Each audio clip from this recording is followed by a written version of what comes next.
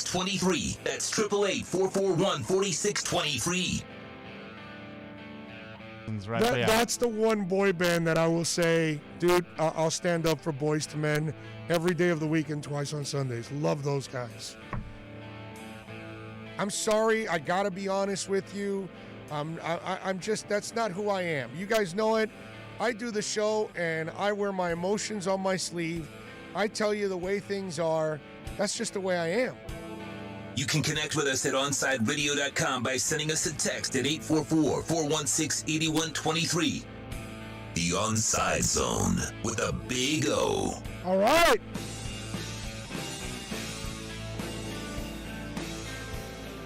Well, Steve, let me give credit to Chris Mortensen, because on Friday, Mort called me, and he said this deal is going to get done in the next few days. And we called around to a few different people, and I will say that they respectfully did not tell us the exact truth when we were told that this deal would be done in the next few days, as it was. And they were putting this deal together over the weekend. But because of the sensitivities here, and because of how long it has taken these two sides to get this deal together, everybody agreed that they were going to keep it hush-hush. Look, when he's been healthy and started a full season, he has never quarterbacked the team to an under 500 record. I mean, he is that good of a player. Look, you want to debate, is he worth the money? Is he a top 5 player? You can do that all day long. He's good enough to win games late in the year, late in the season, and in the postseason. He is that good of a player. All righty. We are ready to rock, baby. We are ready to roll. Good afternoon, boys and girls. It is time to rock for a couple of hours here on the OnSide Zone. Tito Benash, of course, driving it. You just heard plenty of sound there as we got some breaking news yesterday as the Miami Dolphins make the move for Isaiah Wilson, the tackle for the Tennessee Titans, who had a lot of issues, obviously. But, I was telling, I think it was Lisa, she was reaching out to me on Twitter, on DM, and we were talking about, the move for Isaiah Wilson. And I reminded her, and I'm going to remind all of you out there as Dolph fans out there, that Preston Williams had trouble. He had his issues too. You know what I'm saying? And so this kind of stuff, I think this TV has volume. Can you guys turn this down? Because I think I'm hearing the TV. Anyway, so Isaiah is a kid that's had some issues, the DUI. I love how they mentioned COVID a couple times, which that's not it's not a detriment. That's not something. It's just bad luck, dude, that you're stuck in COVID. I mean, it is what it is. Some of us are lucky. You stay away from it. Some of us catch it. Now, of course, some of us, get into a pool with 500 people in the Ozarks, and, well, it is what it is. But so the kid definitely had some issues, and you're talking about a first-round talent. Now, he struggles with pass rushers, with fast pass rushers, the quick twitch guys. He takes a little bit to readjust. Now, he's a road grader. You're going to be able to run behind him because physically he's fantastic.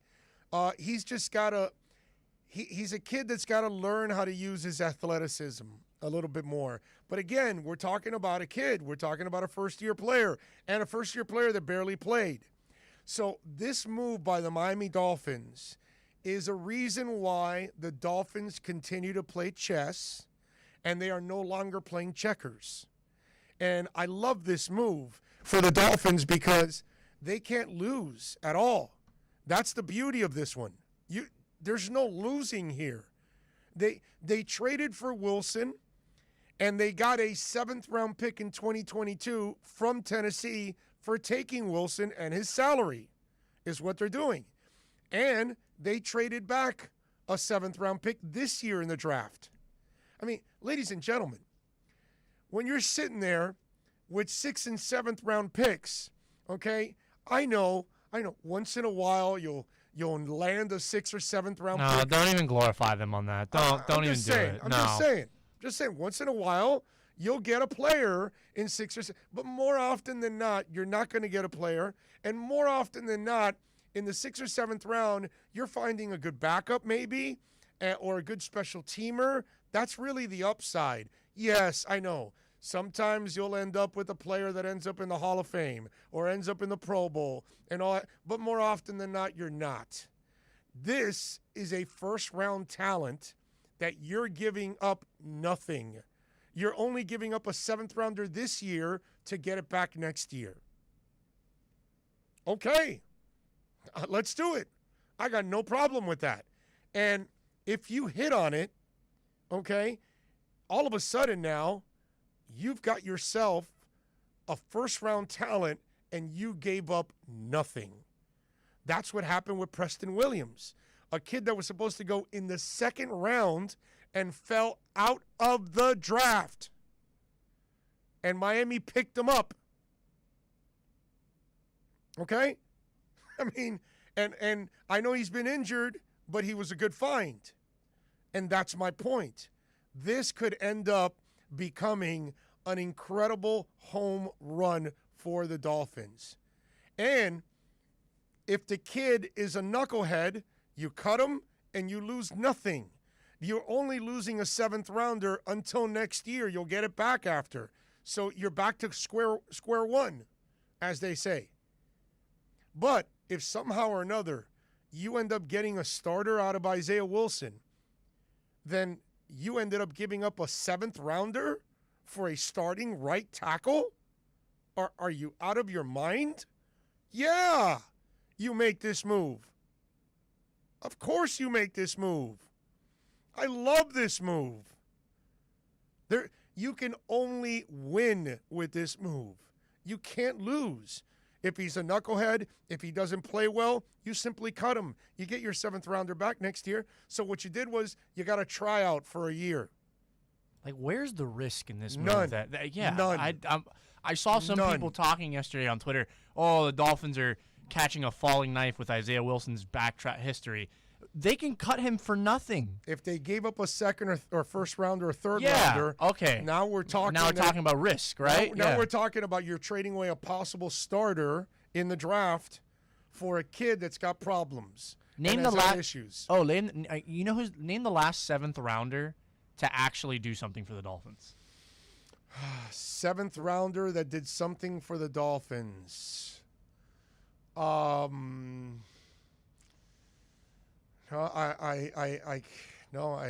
don't know. 6th rounder was Taylor. He played really well. And you want to know the answer? He actually played well for Cleveland. 7th rounder, dude. It's Jason Sanders. Oh yeah, the kicker. That's right. Do we need a kicker right now? No, we don't. Right. No. So who are they taking in the 7th round? No, that's going to be of any value. Nobody. This is a flyer. It's a flyer. I love this move. This is a fantastic move. You get his head straight. You bring him in he went to the same high school as Brian Flores. Yep. He was college teammates with Solomon Kinley, and there's kind of a track record that leads to believe that when you pair old teammates up, there's some sense of, hey, I got you here, all right? Yep. I'll show you the ropes of how to navigate Miami. Where's the risk in this move? There is no risk. There is zero risk in this move. You've talked about this for a while, and it's Dolphins head in the sand syndrome, right? Like we're so accustomed to the past 20 years of the Dolphins flopping. There's no risk with this move. Nope. They cut him, and they still keep a future 7th. Yep. All it is they borrowed a 7th rounder for a year while we work out a player. That's what basically the Dolphins are doing. We'll try this player out. We'll give you a 7th rounder for a year. You give it back to us, and that's it. It's over. It's awesome. They put it this way: they could end up with a starter and getting and they're going to get their 7th round pick back. It's awesome. And if they cut him, they cut him. The beauty is they have Robert Hunt. They have Jesse Davis. So they have guys that can. It's not like the old Dolphins make a move and bring this guy in, and then he's really the lead guy. He's the best guy at that spot because they don't really have other options. It would be kind of mediocre options. The Dolphins don't have that. The Dolphins have a kid in Robert Hunt that showed you something that could possibly play the right tackle spot easily, and Jesse Davis can do a serviceable job at right tackle. That's it. Now, I'll tell you what this also means, and I think this gives Tito Benash Say it. a real lift now. Woo! There's no way the Dolphins are drafting Penei Sewell now. Yeah. It just doesn't make any sense because you have Jackson locked up at left tackle, and now you have 3 guys competing for right tackle. That tells me that they're satisfied with what Robert Hunt did. And then Jesse Davis is a guy that can fill in and be your swing tackle and help you out at guard if you need it. And then the wild card is Isaiah Wilson. If he comes in and becomes a stud for you at right tackle, then Hunt moves inside, and now you've got a monstrous right side with Wilson and Hunt. And then all of a sudden on your left side, now you're working the other guys instead. So this tells me, because think about it, if you draft Penei Sewell, he wants to play left tackle. So now you're going to piss off Austin Jackson. You're going to move him to right, and then what do you do with Isaiah Wilson? Why'd you bring him in then? See what I mean? So I can already tell you, you can forget about Penei Sewell. Oh, so happy. It doesn't make any sense to draft Penei Sewell because now you're turning everything upside down that you currently have. And so it doesn't make any sense. So this tells me that the Dolphins at number 3 will take a position player, or what I think is really going to happen, they're going to trade down. That's what's going to happen. That's the read I'm getting from all of this now. It's one, Tito Benash is super happy today. He's cracking champagne bottles. The front office knows what the hell they're going at right now because they got themselves a bargain basement right tackle that if the kid is motivated, listen, they hit a home run with Preston Williams and they struck out with Mark Walton. Correct? Right? So you take your chances on questionable characters. Now, I would call Mark Walton a questionable character. I'm not ready to do that to Isaiah because he doesn't have enough screw-ups yet for me to call him that. Maybe he's just young and dumb, and he did something stupid, and maybe now he can learn from it and move on.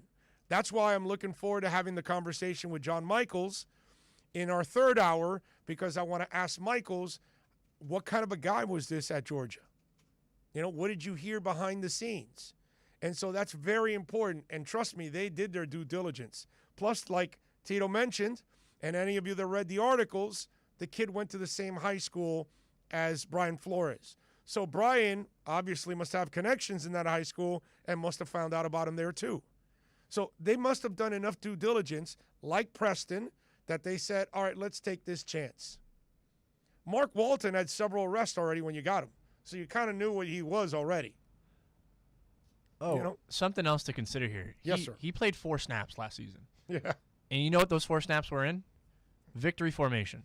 Yeah. So he's a rookie. pearl. He's a pearl, right? He's a clam. He's a rookie. We don't know what's in there yet. Yeah. And Hey, he actually gets an off season this year. right, he has to get an off season. He's in South Florida, which and I might upset some people. He's going to be in Broward now, which is I want to say the calmer part of South Florida compared to Dade. Yeah.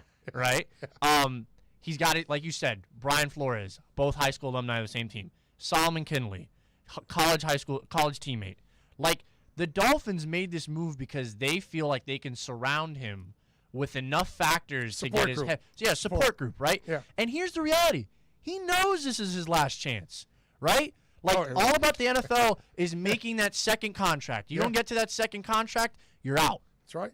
And he's still on his rookie contract. And so you have 4 more years of this kid. This is And if you hit on it, you're now under salary control, and you don't have to pay him for 4 years. And this is where we talked about last week how the Dolphins can make a move to open up their opportunities in the draft. And this is it. This is exactly that, right? Yeah. Because now we know, hey, the Dolphins, I mean, right, I'm happy that they're not drafting Penei Sewell, but now they can address linebacker in the first round. Yeah. Maybe Micah Parsons, maybe Zaven Collins. Maybe And to to much Zaven is more their fit than right. Marco. He would fit in exactly where Kyle Van Noy left, right? Yes. But Yeah, he's better, I think, than this Kyle. opens up the door for so much more for them, and the flexibility. And now you're not committing a top 5 or potentially top 10 pick to a tackle, right? Whereas you can trade a guy for a cheap bargain contract. He doesn't work out, you cut him. You still have other guys who can come in. There is no risk in this move. No, this is a great move. Because I was just floored by the people saying, "Oh, like why would the Dolphins take Wilson over Sewell?" Because Sewell still has to adjust to the speed of the league. No, and again, the third pick is very important to create more draft capital. So if you feel this kid can end up playing, and you're still convinced with Robert Hunt, I think you're on your way. Folks, when you hunger for sports talk, there's only one option. Talk about sports with David Friedman. Every Saturday, 1 to 2 p.m. Join David every weekend as he takes a different angle to sports. Tune in every Saturday from 1 to 2 p.m. for Talk About Sports with David Friedman exclusively at OnSideRadio.com. We'll be right back to the Big O Show. You can join us on the OnSide Sports Line, 888-441-4623. That's 888-441-4623. I'm Ryan Seacrest. First responders are people who stand for a greater purpose. They will be there for you when nobody else is, to help you, your family, your community. This is their selfless promise. This is their sworn duty to protect, to serve, to help. They put themselves in harm's way for us. They come to the rescue at times when we need them most. First responders are making enormous personal sacrifices to keep showing up for us and fighting the good fight. Nearly 70% of all firefighters are volunteers. That means when they get injured or quarantined, they may not have a way to pay their rent or keep their family safe and fed. No matter who you are or where you live, when you call 911 and ask for help, first responders show up. Now, let's show up for the people who show up for us every day and every night. Go to firstrcf.org and make a difference today.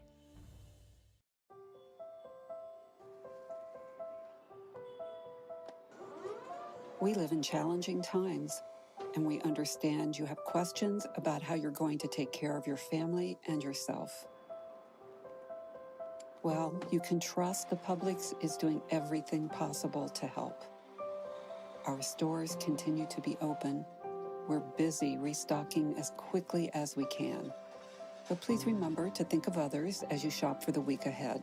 This will give your friends and neighbors the opportunity to get what they need as well. Our supply chains are strong. Deliveries are being made throughout the day, and our associates are here every step of the way. It's not always going to be perfect, but together we'll make it through this. So let's be safe. Let's be calm. Let's be kind. Visit Publix.com for all the latest information.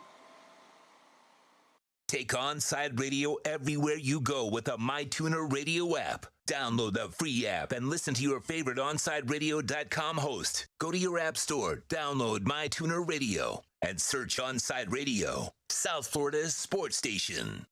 You can connect with us at OnSideRadio.com by sending us a text at 844-416-8123. Save it on your cell phone, 844-416-8123. No better place to send your comments, ask questions, win prizes. OnSideRadio.com, the only choice for the South Florida sports fan. ADHD. It's the child who can't pay attention or sit still in school, right? The answer may be yes.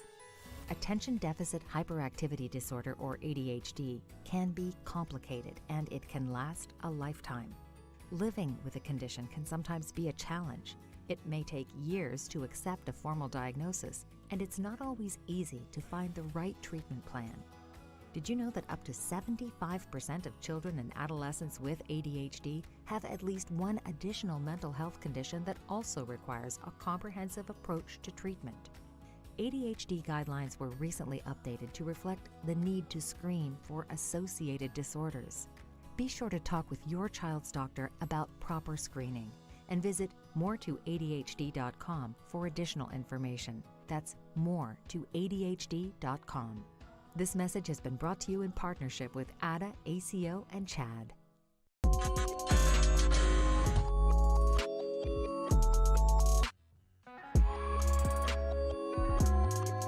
We are back. OnSide Zone. Don't forget you can join us. You want to call in on the phone lines.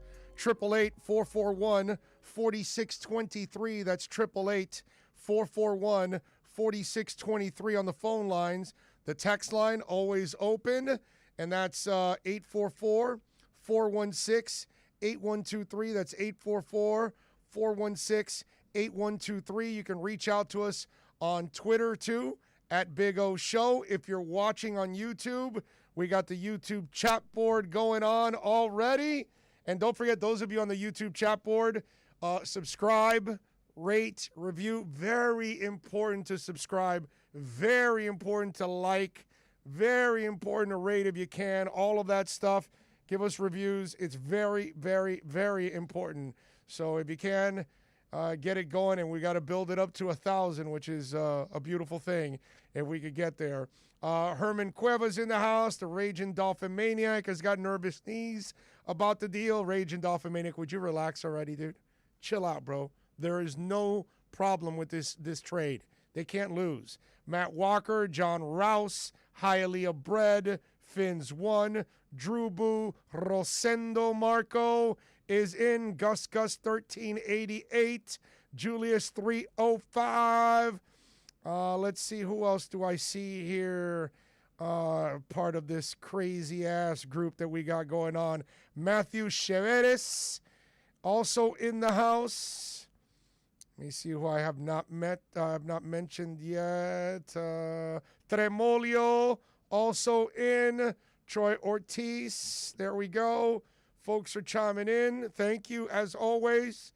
Good afternoon. Oh, trading for Wilson. I can see that we're moving down from the third in the first round. I think so. I think they're going to move down. I think they're going to have I think they've got a couple of trades that they're working on, and they're going to be in place. And if the specific player, if it's Wilson, they'll trade him. If it's Justin Fields, they'll trade him, and they'll have trades in place for him. So yes, I agree with you 100% on that one. They are definitely moving down in the draft, and I love it, man.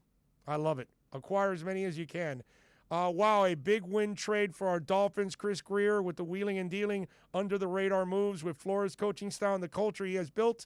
Wilson will mature instantly. Great moves. That's Mike in Port St. Lucie. Mike, we love you for listening. Thank you, my friend. Appreciate you for listening. Let's see. Big O, Hall of Fame Stevie D in Canton, Ohio. Stevie D, you better be there at the draft. You better be at Canton with us, okay? You better be with us surrounding Don Shula's bust and singing the Dolphin Fight song. I'm already getting chills. I'm getting chills. Just thinking about that.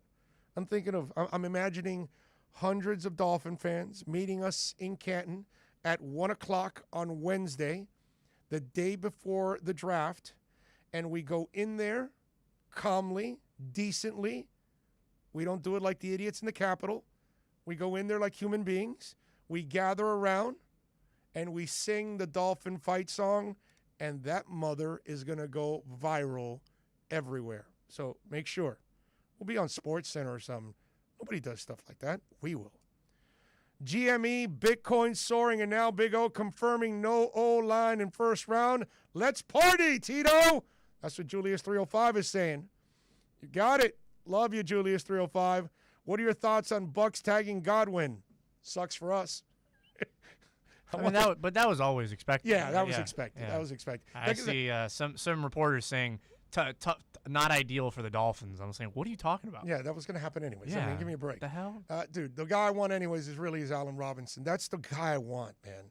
So I'm hoping Chicago trades for Russell Wilson. Dolphins get Allen Robinson. Mark my words. Let's see. What else do we have here?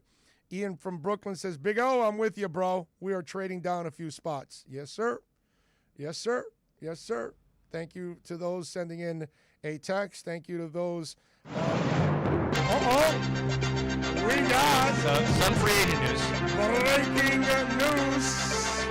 Let's go to our sports desk with Tito Benaj. NFL Network was first to report it per Tom Pelissero, but the Lions have informed Kenny Golladay they will not be franchise tagging him. Ah, love it. All right, so no tag for him. Unfortunately, the Bucs are going to tag Godwin. It's a big name right there. So we need to find out what's going to go on in Chicago, because the word was they're going to tag him, and we'll see. We'll see if that happens. NorCal is in the house. He's on YouTube. Juan Castillo has joined us on YouTube. Romeo Garcia, Javier Toledo. He says he prefers the two Florida wide receivers, Pitts and Tony, to Bama's receivers, Smith and Waddle. Well, you're not going to get me to say anything bad about Tony. And Pitts, we know he's a monster. I mean, Pitts is not human. Let's see. Tremolio says, if Wilson earns right tackle, then Hunt moves inside. Tremendous O-line. I agree. Kenneth Cleveland is live from the Boom Boom Room, and he is in. I love it. I love it. I love it. The YouTube family is growing again. I love it. All right. Listen, we are going to take a break. We're going to come back on the other side. We're going to keep talking some Dolphins because Josh Tolentino from The Athletic is going to join us on the other side. Remember, you can follow him on Twitter at JCT Sports. And, of course, catch his work there at The Athletic. But he's going to join us on the other side. And don't forget that weeknights, 6 to 7 p.m., catch Game Night with Michael Christian. Listen to the show that provides a smorgasbord gamers love and sports fans desire. From breaking sports news to the latest in the gaming culture. Catch Game Night with Michael Christian from 6 to 7 p.m. exclusively at OnSideRadio.com. Now streaming online. OnSide Radio, the only choice for the South Florida sports fan. Hey, it's Big O for EJD Construction, your custom home builder, additions and home remodeling. Our lives have changed. We're making our homes more of an oasis. Call the right place. Call the right people. Eric at EJD Construction for over 16 years. A-rated member of Angie's List in the Better Business Bureau. 305-433-4843. That's 305-433-4843 for EJDconstruction.com. Big O for M&S Air Conditioning. You know, air quality in your home and business is more important than ever. That's why you've got to call M&S Air Conditioning and let them install a high-efficiency polarized air filter in your AC unit. Folks, it attracts, captures, and destroys biological contaminants to improve your air quality. With stellar customer service, answering your call from 7:30 a.m. till 9 o'clock p.m. For more info on high-efficiency air filters and their preventative maintenance plans, visit M&S Air Conditioning at ac-florida.com. Join the Inter Miami family in 2021 by becoming a 2021 season ticket member. Enjoy enhanced access benefits and pricing not available to general fans. Visit intermiamicf.com/tickets for more information. If you missed Man of the Match with Alex Dano, you missed. I think we need to normalize the nickname Dick again. There used to be a lot of dicks. Now, people think about the male anatomy. I don't know why we can't use Dick as a nick. There was something the strong, silent type would have the name Dick. Yeah, sure, it was a nickname for Richard, but Richards now will just go by Rich or Richard. Like, nobody goes by Dick anymore. I think we need to normalize Dick. Man of the Match with Alex Dano from 3 p.m. to 6 p.m. With Make-A-Wish, the impossible becomes possible. A girl battling cancer can become a race car driver battling the course. The boy showing all the nurses his fire trucks can take the helm of a real one. Wishes can give kids with critical illnesses the strength to keep fighting, get better, and grow up. Where there's a wish, there's a way. Wishes need you. Visit Make-A-Wish at wish.org.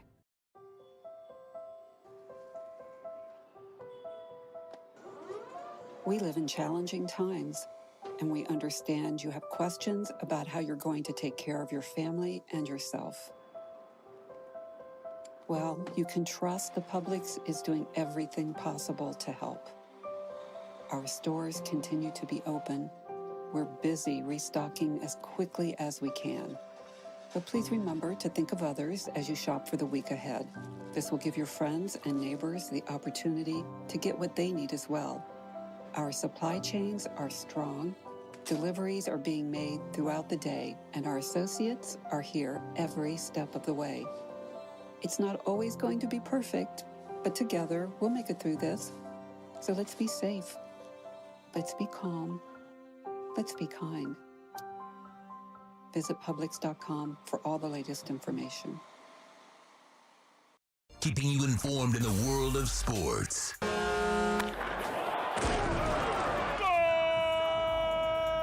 With an OnSideRadio.com sports update.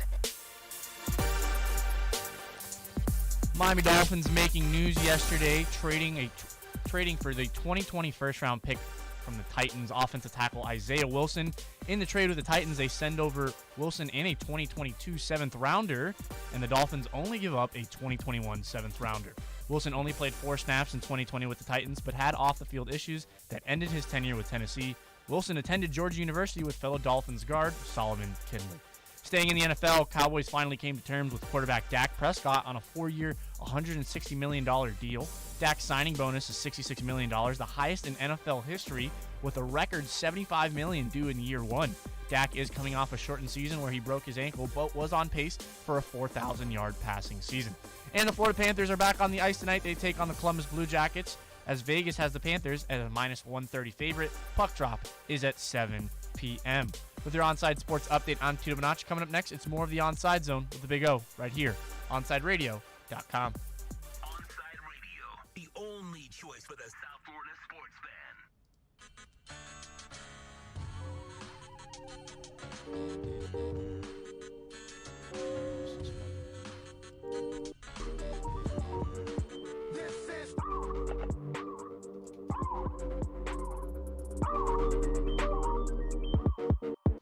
All righty, welcome back. You know what we do? It's a Tuesday. It's 12:30, and this is, of course, a Tolentino Tuesday, baby. Josh Tolentino joining us. Of course, you can follow him on Twitter at JCT Sports. Catch his exceptional work there at the Athletic website. Make sure you subscribe and support our local journalist. Josh, how are you doing, sir? Big O, appreciate the introduction as always. Doing well on the way to work out right now, but as always, got time for you on this Tolentino Tuesday, as you put it, and a big one for the Dolphins. You know, they just made some news with a late night trade last night. The trade can't be official with Isaiah Wilson, like all trades, until the beginning of the league year here next week. But a very low risk trade here. Honestly, I wrote this last night. Chris Greer, the general manager of the Dolphins, should be applauded in being able to secure a former first-round pick. Yeah, for nothing, because you actually get the seventh rounder back the following year. So they didn't even give up a pick just to take on the salary. I mean, it's really amazing that they were able to do this. And again, the fact that the kid went to the same high school as Flores, that means Flores must have, done some due diligence in all of this. What have you been able to find out about this young man outside of the DUI? Where are the issues? Where are the concerns? And I'm talking about off the field. Yeah, I had actually spoken late last night with someone close to Wilson in his camp, and without getting into too much detail, because it is a personal. Anytime you talk about mental health, that does become a personal issue. But there are some factors there that kind of surfaced once he became a pro, once he arrived to Tennessee. So that's, you mentioned Brian Flores attending the same high school. They share the same mentors. They share some of the same coaches, even dating back to their poly prep days in Brooklyn, New York. So the thought process here is that obviously he's a first-round talent. You don't get drafted in the first round. If you're not a top-tier talent coming out of college. So the hope is Brian Flores. Everyone has their rumblings about South Beach and Miami and the nightlife, but in 2 years with Brian Flores, he's had a pretty good control of this team, especially last year during COVID. There weren't many issues throughout the team in regards to, guys being reckless, reported being out. I mean, he kept a pretty good handle on this team. And you know what? Oh, I remember even at the end of the season, both Brian and Chris Greer spoke and commended each other's efforts for, basically having a handle on the team throughout the year. So that's the hope, is that, they bring in Isaiah Wilson. They give him the playbook. He studies with Solomon Kinley, former Georgia teammate, and he's able to get his head straight. Because if he can, I mean, there's definitely a lot of young talent as he joins Robert Hunt, Solomon Kinley, and Austin Jackson there as rookies from last year on that offensive line. Yeah, I'm with you there. And the incident you're talking about is at a party where apparently he was, I think, on the roof, and reports say that he was like thinking of jumping, and so didn't jump. But again, I think those are the issues you're talking about, and that's where we're kind of treading right now, where we really don't know how serious the issues are, or if they're not, or if it's just immaturity. These are, or maybe it was just a kid that was very frustrated with that moment in his life, which happens to a lot of young people. Heck, it happens to anybody, even an older person that gets to a point in their lives where there's a lot of things happening, and it's very frustrating. Sometimes, you give into, some of these thoughts that, it just things that could cross through anybody's mind, but you actually almost try to exercise them. So the interesting part is, what kind of due diligence do you do in that area when that person is not on your team? Yeah, and you mentioned that, and speaking with him and with or speaking with people close to him, and then also not just that, but several different scouts and just league evaluators last night, talent evaluators, not just from around here, not across the league, multiple. They all kind of had the same say of, like, when he was coming out of Georgia, there weren't any really red flags in regards to what they look for. That's a pretty big vet when it comes to evaluating kids out of college. They look for those red flags, and there was a majority of them, or consensus, that they all said there were no red flags. So it all surfaced really once he became pro, and kind of like what you mentioned there, being young. So the thought process, though, I mean, it's got to be Brian Flores bringing him in here, getting him instilled with this team first culture that we all know about down here in Miami. So, and again, not just that, it's like they're always going to continue to invest in the offensive line to protect Tua, to improve their rush blocking. They still got a question mark there at center with Ted Karras about to be a free agent, but who says no in adding more talented young offensive linemen? All right, Josh. So now I'm going to start reading between the lines, trying to see through the trees.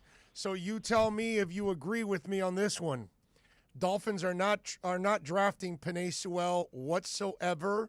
This move locks it in. It makes no sense.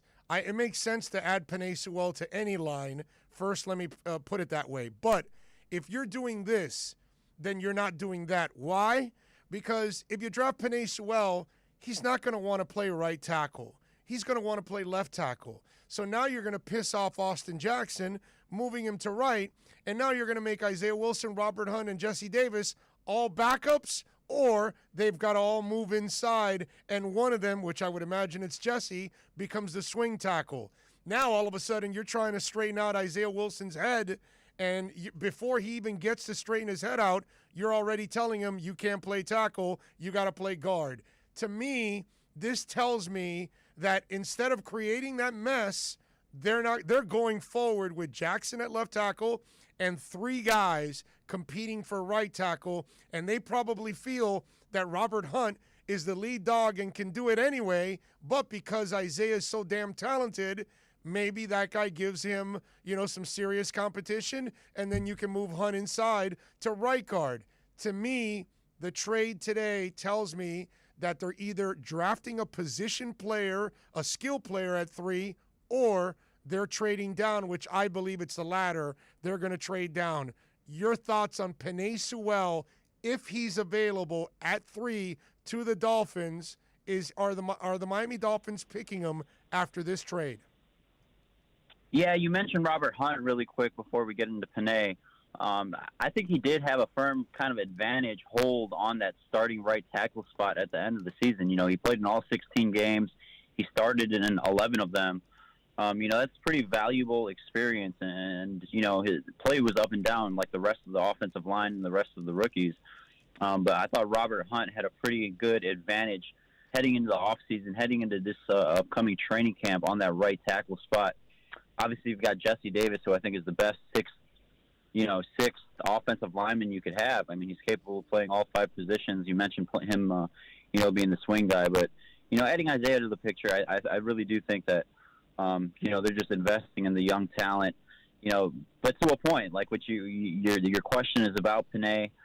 I think realistically, if you're Chris Grier, you got to look at the options right now of the top receivers: Jamar Chase, Devontae Smith, Pitts from Florida.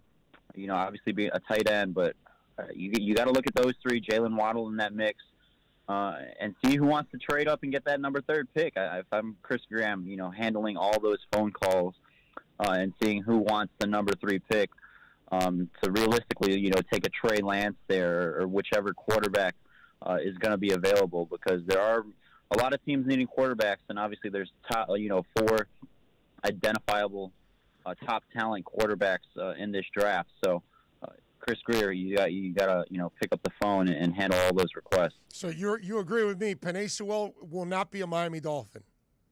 Are you willing to go out? Willing to go out on a limb like me? Penei Sewell will not be a Miami Dolphin. Yeah, I'm going to go out on the limb and say that, and I think this was kind of my first. I've looked up more tape on him. I've done my studies on him, and I liked him more and more. But with this move, it's hard to picture. I think the mission here heading into the draft is they got to get to some talent on the outside. Right, exactly. And not on I don't mean on the outside line. I mean outside at receiver. Skill positions. Yeah. I'm with you there. All right. We're hearing now that Godwin will get tagged. We're hearing that Galladay will not get tagged. We have not heard yet on what's happening with Allen Robinson. That would be the other one. How active do you think Miami will be at getting a veteran wide receiver? Will it be a higher tier, like a Galladay, like a Godwin, like an Allen Robinson? I know Godwin's not available, but I'm talking about a high-tier guy. Will it be a lower-tier guy, a Marvin Jones, a T.Y. Hilton, something along those lines? Or will it be even more lower than that in free agency? How active and how aggressive do you expect Miami to be at the wide receiver spot in free agency? Oh, that's a very good word, aggressive. I expect the Dolphins to be very aggressive in pursuing, a splashy signing like a Kenny Galladay, if Allen Robinson is available. I know we've got several hours here until the tag deadline approaches. In regards to Kenny Galladay, man, that guy's a dog. I've covered him in college. That was my first job, actually, and then from there, we've talked about this before, but I covered him.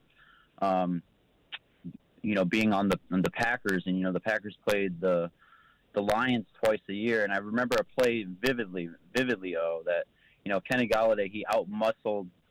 I forgot who the cornerback was. It might have been Kevin King, but then Clinton Dix was basically the only guy between Kenny Galladay and the end zone, and Kenny Galladay just manhandled him.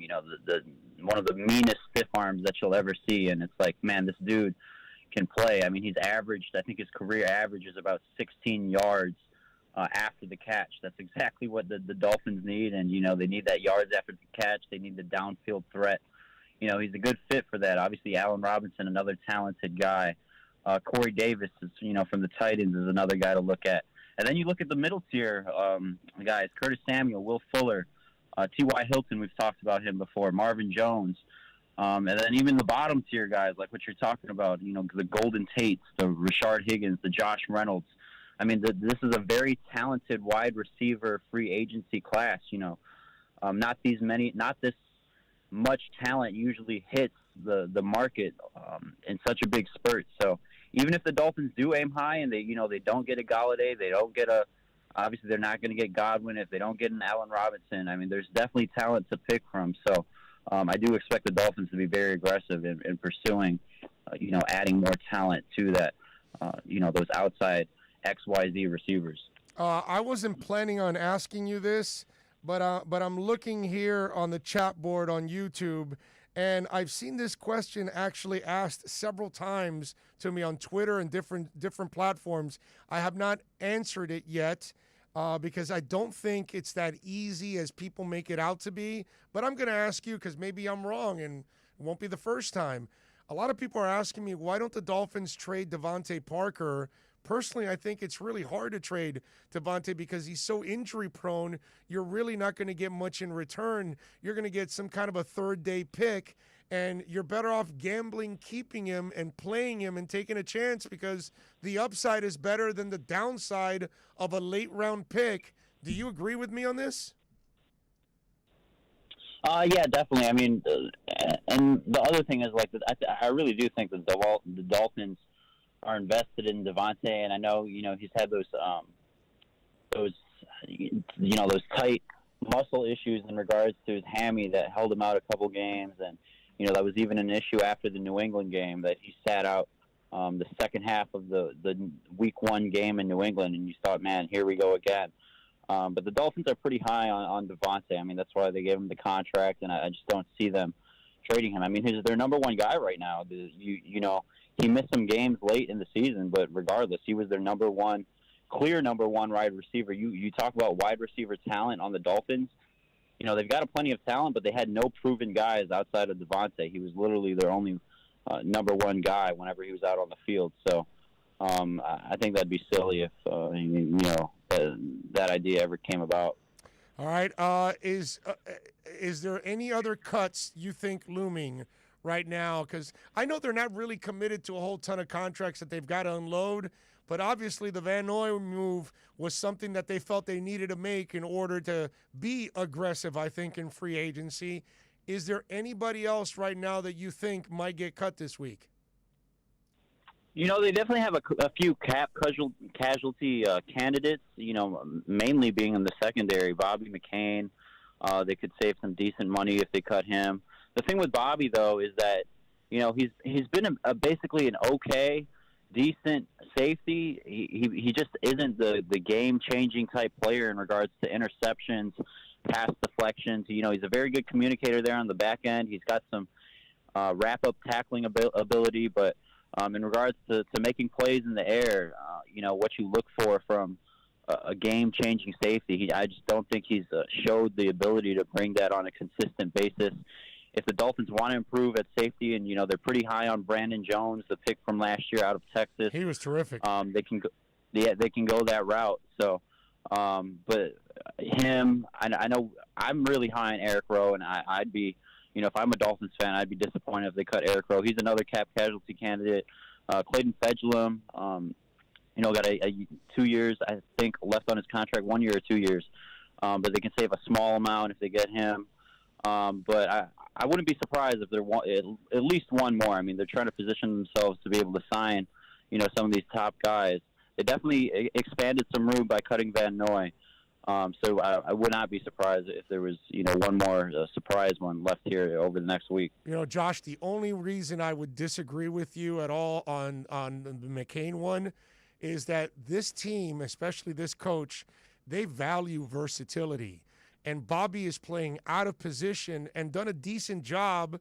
You're right. He's not the perfect safety. He doesn't have the size for it and all of that, and you worry. But in a pinch, something happens to your corners. He can go in and play the slot for you because that's his original position.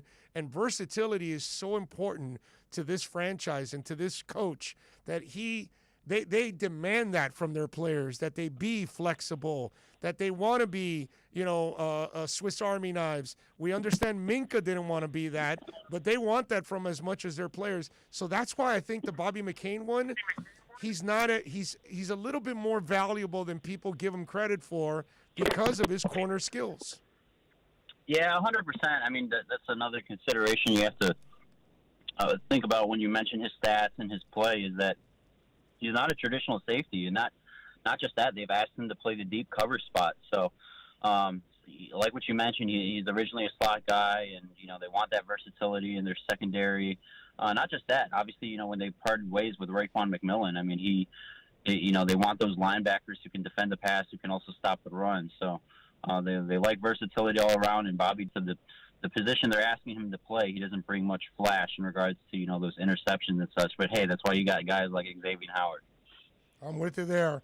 Well, one more thing before I let you go. You start thinking about that number 18 pick in that first round. What kind of player do you think they're looking for at that spot? I think you just got to go best player available. Obviously, you've got your needs at running back and wide receiver. Depending on what they do with that first pick, if they trade down in the top 10 and get one of those top receivers or Pitts, I think they got to consider. And I know 18, and I know you're high on not taking a running back in the first round, but yeah. If one of them is there, and I caught up with Travis Etienne at the House of Athletes Combine. I was like, how do you like living down in Miami or South Florida? He's been training with Brandon Marshall the past 2 months. He said, honestly, and I'm quoting him on this, he's like, I don't really want to leave. So if that was hinting at anything, there's interest on both sides there. So, obviously he's an option. Najee Harris is an option. Those are the top 2 backs in the draft. I think you got to go best player available. But if you're going by need, you got to definitely consider running back. I know it's pretty high, to be there in the mid first round. But, those are the 2 of the best available in this draft. Follow him on Twitter at JCT Sports. More importantly, catch his work at The Athletic. And please subscribe like I do and support Josh and all the great writers there at The Athletic. Josh, as always, you're a stud, my brother. Thank you for joining us on a Tolentino Tuesday. Hey, Big O, take care, brother. By next week, we'll be talking, major free agency. I know we've been talking about it all off season, but it's finally here. You know it, baby. You be good. There you go. Another stage of the NFL offseason. Let's take a break. We'll come back for the final segment of hour number 1 right here on the OnSide Zone. OnSide Radio, the only choice for the South Florida sports fan. Every Thursday, NBA fans can catch one of the best basketball shows in the country when Ethan Skolnick and Ira Winderman host Inside the Paint. Listen to 2 of the most knowledgeable and connected reporters in the business. Get year-round insight every Thursday at 10:30 a.m. with Inside the Paint on the home for hardcore basketball fans. OnSideRadio.com. ADHD. It's the child who can't pay attention or sit still in school, right? The answer may be yes. Attention Deficit Hyperactivity Disorder, or ADHD, can be complicated and it can last a lifetime. Living with a condition can sometimes be a challenge. It may take years to accept a formal diagnosis, and it's not always easy to find the right treatment plan. Did you know that up to 75% of children and adolescents with ADHD have at least one additional mental health condition that also requires a comprehensive approach to treatment? ADHD guidelines were recently updated to reflect the need to screen for associated disorders. Be sure to talk with your child's doctor about proper screening and visit moretoadhd.com for additional information. That's moretoadhd.com. This message has been brought to you in partnership with ADA, ACO, and CHAD. Big news, Miami fans! Body Armor is proud to be the new official sports drink of Major League Soccer and Inter Miami CF. It doesn't matter if you're a player or a fan, Body Armor sports drink will hydrate you with potassium-packed electrolytes, antioxidants, and no artificial sweeteners, flavors, or dyes. Whether you're at home or in the starting lineup, Body Armor sports drink will hydrate you from kickoff to the final whistle. Body Armor, now the official sports drink of Inter Miami CF, available at your local Publix. Inter Miami CF, your official furniture and mattress store, is here. City Furniture is your #1 home source for the trends you want at the prices you'll love, including exclusive City Furniture collections, the widest selection of styles, affordable home accents, mattresses starting at just $99 and more. Create the home of your dreams fast with next-day delivery, plus get 60 months special financing with no down payment. Because City Furniture is here to make it easy so everyone can live life like this, visit cityfurniture.com. If you missed 4th and 20 with Toast and Marsh, you missed. The things that men will do to their junk blows me away. It's like, idiotic. People will, Prince Albert's just... I don't know it. A Prince Albert? You don't know what a Prince Albert is? Prince Albert is when you have them pierce your manhood through like the, like with a giant, just, steel rod. On that note. 4th and 20 with Toast and Marsh, weekday mornings from 8 to 10. At Baptist Health, we are ready to serve, to treat, to safely proceed with your procedure. We're ready for ER visits and office visits with skilled surgeons, advanced medicine, and multidisciplinary teams. We're ready for new arrivals and new recoveries. We are ready. We're ready to diagnose, treat, and manage anything that comes our way with exceptional care and comfort. With the same preparedness and compassion you've come to expect from Baptist Health. And we are ready. We're ready. We're ready to care for you. With Make-A-Wish, the impossible becomes possible. A girl battling cancer can become a race car driver battling the course. The boy showing all the nurses his fire trucks can take the helm of a real one. Wishes can give kids with critical illnesses the strength to keep fighting, get better, and grow up. Where there's a wish, there's a way. Wishes need you. Visit Make-A-Wish at wish.org.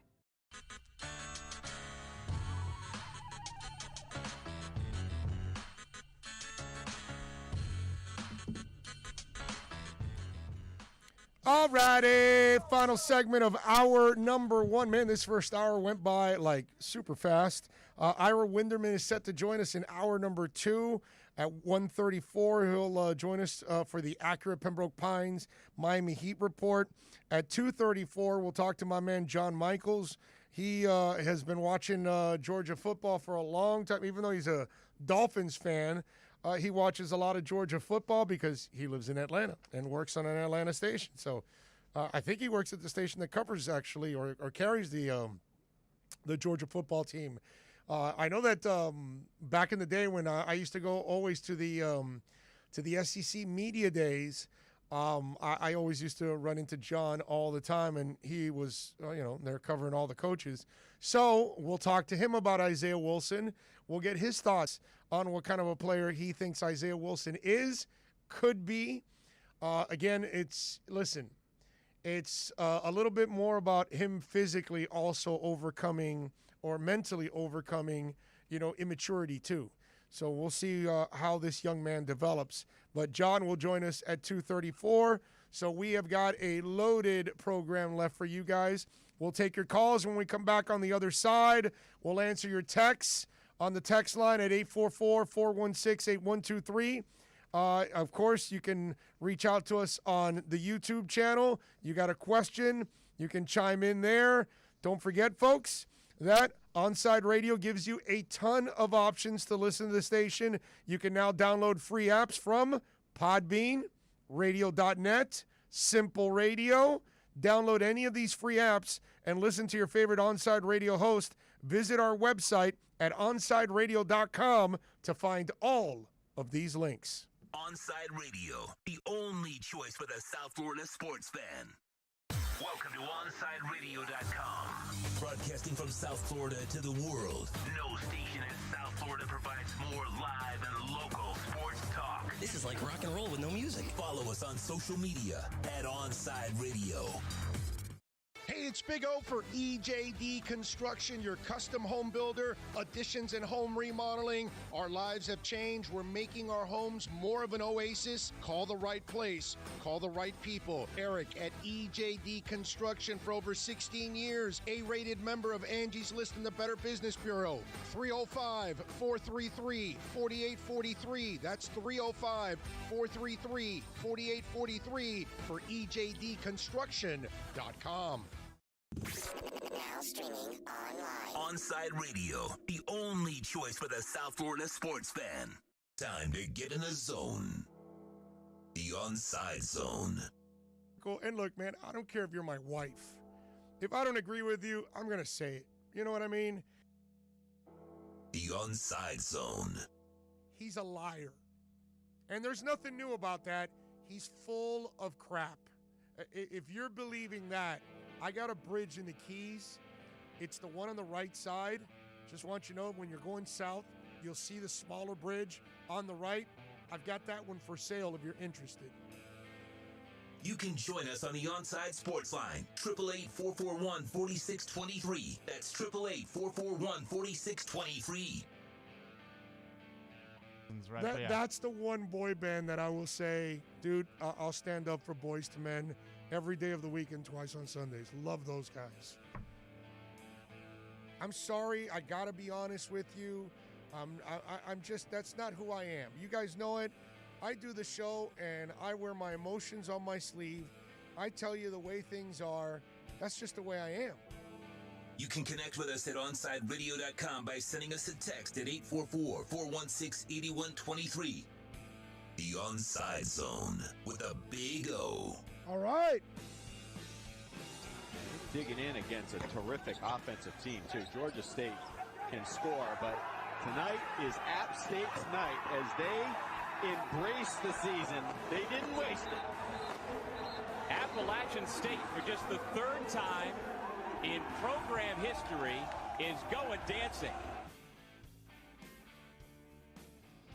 All righty. Hour number 2 is on the air. Tito Benash driving the program. Big O with you. We take it till 3. My man Alex Dono's already in the bullpen warming up that fastball. He's ready to take over at 3 and carry you till 6.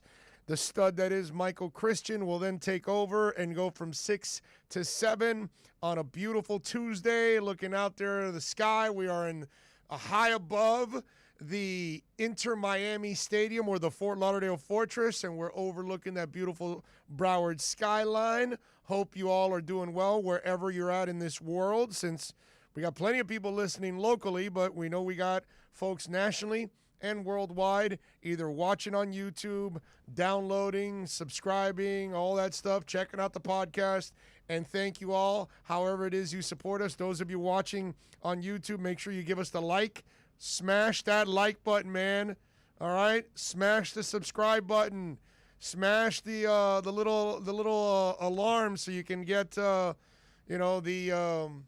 what's it called, the alerts when we are live on the air. And every show now on OnSide Radio is on YouTube Live and Twitch. So you will check it out there.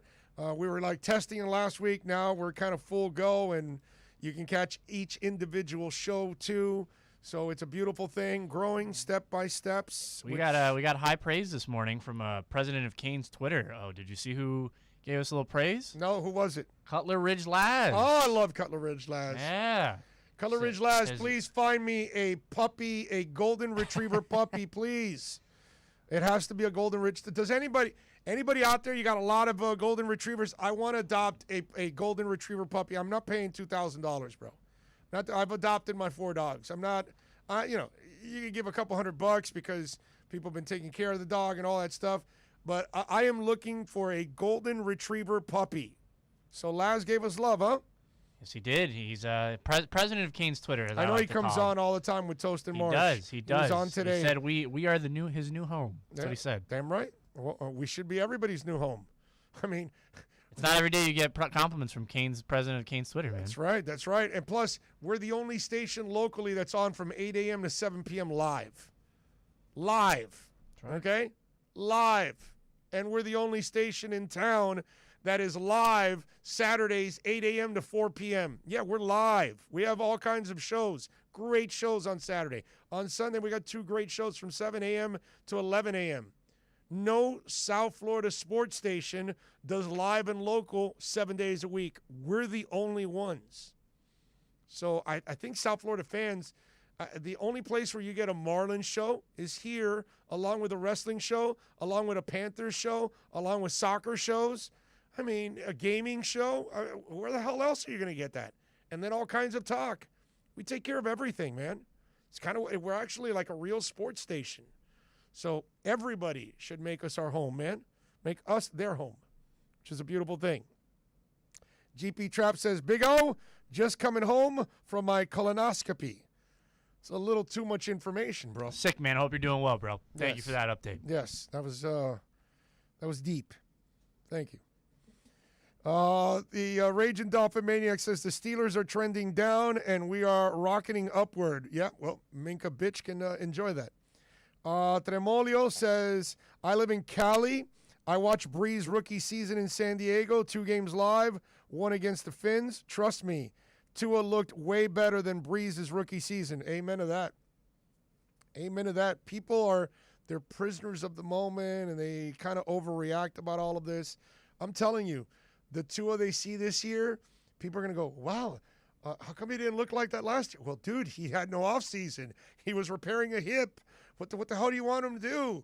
He didn't even know his players. The hell you want him to do? And this year he's going to have an entire offseason. His body's going to look great. He's going to respond a lot better. It's going to be stronger. You'll see, man. Yeah. So, I think people are really going to be taken aback with Tua when it's all said and done. But that's just me, man. What can I tell you? All right, 888-441-4623. Text line 844-416-8123. Of course, you can reach out to us on the YouTube chat board if you got a question. And on Twitter also, at Big O Show. Follow us there as always. Dallas, they give Dak Prescott a $160 million deal for 4 years. He gets, basically, it's $95 million guaranteed when he signs. And why is that? Because he gets $66 million as a signing bonus. Then his salary is already guaranteed. So by the end of the 2021 season, he will have $75 million. And the 2022 salary is also fully guaranteed. So that makes it a total of $95 million on signing. Okay? And if they want to get out of that contract at that point, they have to cut him by the end of this season coming up. And I don't know why we talk about that, but that's just, I'm just trying to tell you the contract, ramifications from all of this. But the bottom line, I think, to this entire story is, first of all, he shouldn't have to wait this long for his contract. And the Cowboys are a bunch of morons because if they signed him 2 years ago, they're not paying him $40 million a year. They're probably paying him $28 to $32 million a year. So the Cowboys ended up costing themselves more money in the long run by waiting and tagging him and going through all the machinations that they just did this past season. Then here's part 2. Not only were the Cowboys stupid in the way they handled the Dak Prescott contract, and it was a bad look for them because, you're giving Romo all these contracts with no waiting whatsoever and no winning like big, yet you made this guy wait forever. And then he bust up his foot. That's the other thing that would have been a terrible look for the Cowboys.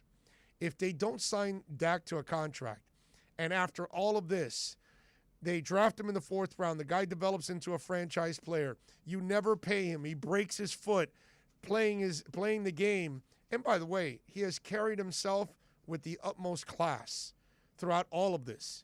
He is a great custodian for your team. He is great to represent your team. He cares about the community. He donates his time, his money back to his own community.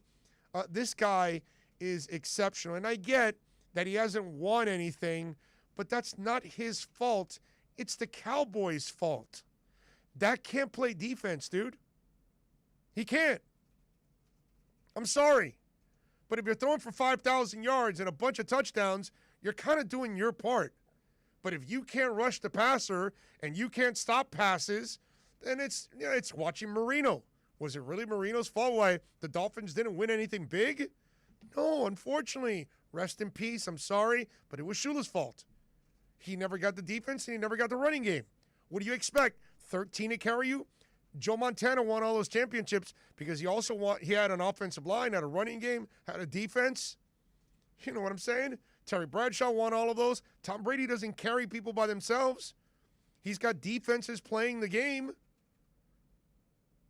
Right? Last time I checked, his other championship with Seattle came on a defensive play at the 1-yard line. Correct? Right? So you don't win it by yourself. I love, I was listening to Toast and Marsh, and Marsh sounded like a frustrated Cowboy fan, and he's blaming Dak for it. Oh, he hasn't won. No, dude, your Cowboys haven't won. Your Cowboys are an effing joke. Jerry Jones is an effing clown. That's what it is.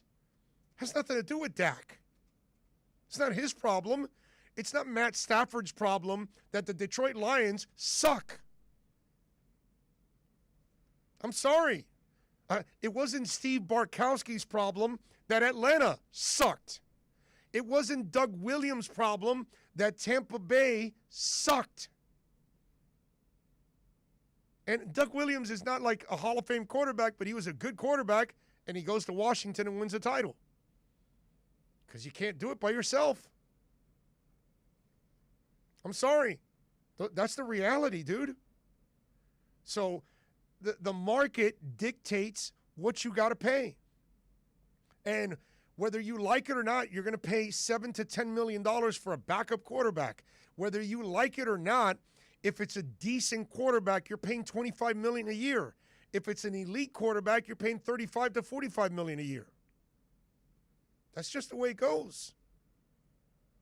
But Dallas can blame themselves and nobody else for not surrounding Dak with enough talent to win the whole thing. Dallas can blame themselves for taking too long to give Dak Prescott a contract and have to then pay him $40 million when they could have paid him a lot less 2 years ago. Because 2 years ago, the market did not dictate to pay him 40. It was right around 30 instead. But you want to keep waiting, and inflation goes up, prices go up. It's funny. Years ago, I don't get those calls that much anymore because fans have become a little bit more sophisticated because they follow the money now more than ever. But years ago, they didn't follow the money, and they're just fans. And the cap would increase, and I would always get the call in the offseason from some fans. Hey, the cap went up. We can now get more players. And then I try to explain to them, do you realize that the cap can go up $100 million and you're not getting one extra player? Because while it's going up, all the salaries went up too. That's why it's going up, to accommodate the salaries that are going up. So you're not getting more players, you're paying more for the players you're getting. That's what's going on. Anyway, it's just, crazy. That is absurd. Had the offense, one playoff game. I don't know what you're talking about. Are you talking about the Cowboys? Sick, man. Awesome. That's sick, dude. Great update by that guy. That is absurd. Had the offense, one playoff game? What does that mean? I'm not sure. Alex, when you're typing, it's really, really, just a smart move for you. Put the joint down, right? That way you're not typing with the joint, you're not holding in the smoke, and then your head's not thinking clear, and then you're typing some illiterate stuff that like nobody understands. You get what I'm saying? So, try to, put the bottle down, whatever it is you're doing, because obviously you're inebriated the way you're typing. You know what's funny, is to kind of bounce off of your point, what you were saying with Dak, how awful do those Zeke and Amari contracts look now? Oh yeah, right. And here's the reality. I thought like if you thought like James Johnson and Deion Waiters contracts were bad to get off of, Zeke's contract is an absolute tire fire. And the way he played last year, right? He has to show that he's a top 5 back just to have the conversation. And even then, the Cowboys are going to have to strap picks to him if they want to get off of that contract. Well, and that's not happening in today's world anymore. Not running backs. No, right. That's my thing. I don't know who would take him. Nobody's taking it because he's such a knucklehead. Yeah. And then last year when they needed you, you punked out. You flopped. And that's let me add one more caveat to the whole Dak Prescott thing and why the Cowboys son unos descarados. Okay? Jerry Jones es un descarado. And that's because they learned a heavy lesson last year. You could have your running game and you can have your line and you still have no defense, and look how your entire season went. Why? Because you brought in Andy Dalton thinking that the Red Rifle could fill in if they needed to. And you forgot, whether it's the Red Rifle, whether it's Ryan Tannehill, whether it's whatever, any of these mediocre passers, okay, when the bullets are flying, the bomb drops, that you've got to go out there and really face the heat. Those kind of guys never lift the team, ever. But yet Dak Prescott can lift you enough, at least for now, and win you more games than you did last year. Your problem is you can't figure out the defense. And I'm sorry, you're not going deep into any playoff run or a Super Bowl without a defense. Not in this league. You got to make some stops.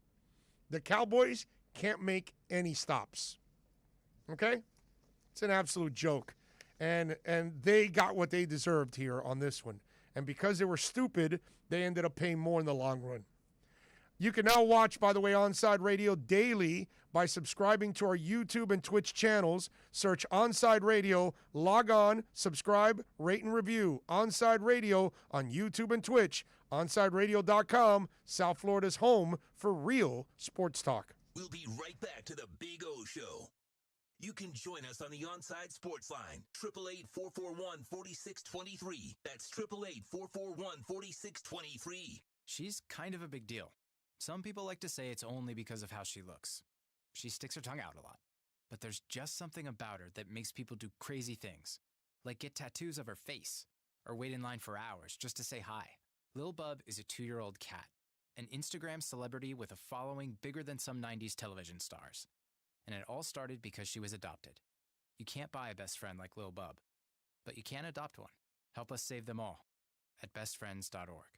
Riddle me this, with all this sizzling meat and crunchy veggies nestled between toasty flatbread, who should get credit for Papa John's new papadilla? The person who invented pizza or the person who invented folding? Well, whoever it is, a tip of the tongue hat to you, sir or madam. Get a new papadilla, 4 flavors, just $6 each. Better ingredients, better pizza, better than a sandwich. Papa John's. Hey, it's Big O. You know, air quality in your home or business is so important now, folks. That's why you've got to call M&S Air Conditioning. Let them install high-efficiency polarized air filter in your AC unit that attracts, captures, and destroys biological contaminants to improve your air quality. M&S is always on call from 7:30 a.m. till 9 o'clock p.m. and, of course, emergency Sundays. Call for more info on high-efficiency air filters and their preventative maintenance plans. Visit M&S Air Conditioning at ac-florida.com. Every Thursday, NBA fans can catch one of the best basketball shows in the country when Ethan Skolnick and Ira Winderman host Inside the Paint. Listen to 2 of the most knowledgeable and connected reporters in the business. Get year-round insight every Thursday at 10:30 a.m. with Inside the Paint on the home for hardcore basketball fans. OnSideRadio.com. Big news, Miami fans! Body Armor is proud to be the new official sports drink of Major League Soccer and Inter Miami CF. It doesn't matter if you're a player or a fan, Body Armor sports drink will hydrate you with potassium-packed electrolytes, antioxidants, and no artificial sweeteners, flavors, or dyes. Whether you're at home or in the starting lineup, Body Armor sports drink will hydrate you from kickoff to the final whistle. Body Armor, now the official sports drink of Inter Miami CF, available at your local Publix. If you missed Man of the Match with Alex Dono, you missed. And this happens in a lot of food polls, right? When I put out a food discussion and I claim that one thing is better than the other, the people who are the fans of the thing that I don't like as much will always say, oh, you've never had my abuelita's tres leches. Well, no crap. I don't know your grandma. She's never invited me over. I hate that argument. It's like, oh, wait, you think tiramisu is better? You've never had my abuelita's homemade tres leches. Well, until she invites me over, bro, how am I supposed to try? You've clearly never been to Florence where they have great tiramisu, so don't give me your crap. You've never had my nonna's tiramisu. Yeah, I haven't. And you'll never have it. She's dead. Oh, God. You'll never have it. I really wanted to. You're SOL. She didn't save the recipe. It died with her. Oh, no. Man of the Match with Alex Dono on South Florida's home for sports talk, OnSideRadio.com.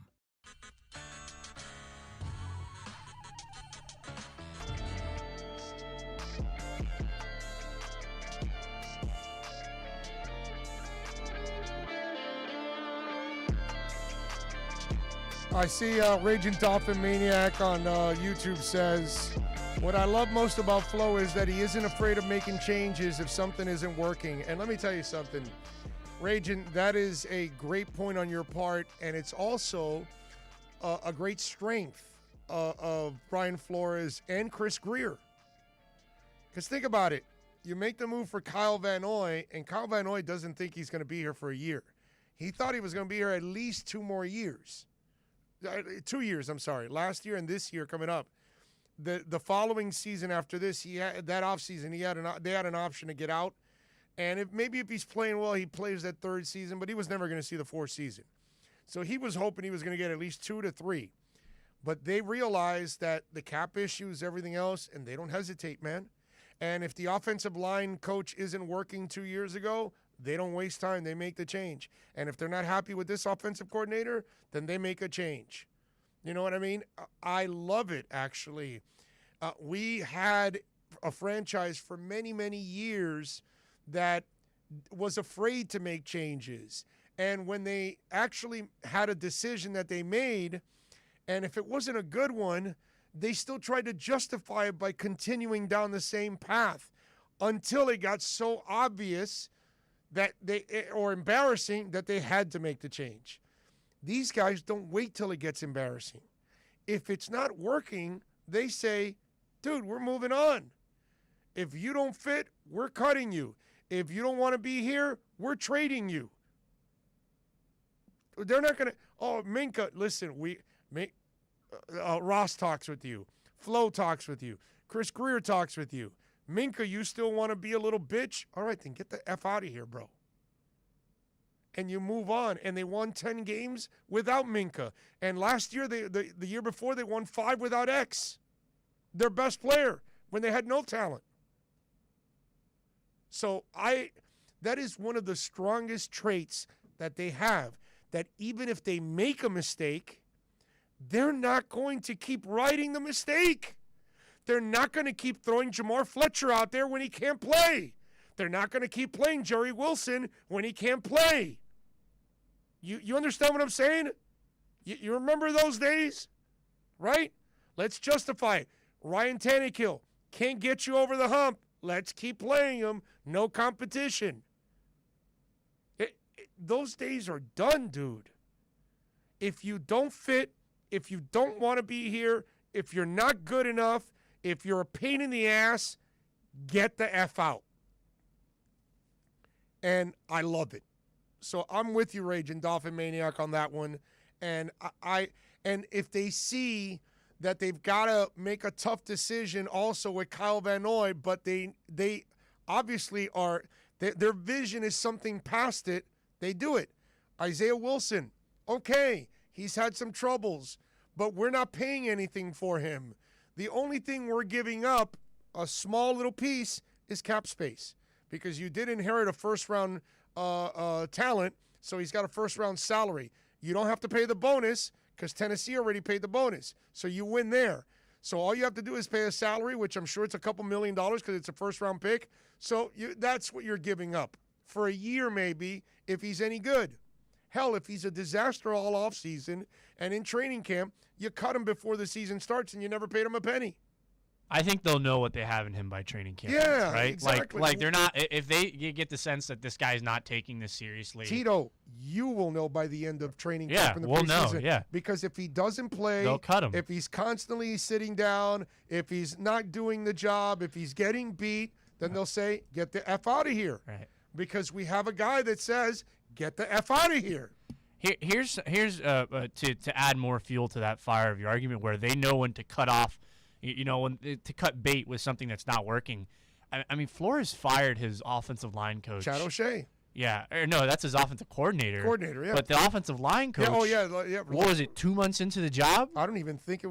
Yeah, 2 months into the job. Into the season or something, right? No, yeah. it wasn't even into the season. I think it was the like job? the first. Yeah, Dave DeGuglielmo. I can't even say his last name. Guglielmo, right? Yeah. Second or third game they fired him. Right, and so they cut bait with him, and we saw. I mean, marginal improvement with the offensive line, mind you. That was a complete roster reboot. Right, of course. Right. Set next year. By the way, every time he's fired somebody, they get better. Right. So to take this approach as if like the Dolphins are catching a falling knife here, right? Isaiah Wilson is not a falling knife. Isaiah Wilson is a falling tennis ball, right? Because if he hits the floor and he bounces back up the way we hope he will, you've got a great talent at tackle or guard and someone on a fairly cheap contract for at least the next year. All right, it's a favorite analogy of yours. You want him to bounce back like Bitcoin. Right. Yeah, there you go. Right. I had to get a crypto reference in. You're due for one. We're 90 minutes into the show with no crypto reference. Yeah, I was getting worried. It seemed like you were off there for a minute. All right. We got the crypto reference in there. Ethereum's dropping a little bit. Take advantage. Buy the dips. Anyway, I am not a financial advisor, so I'm just telling you what I think.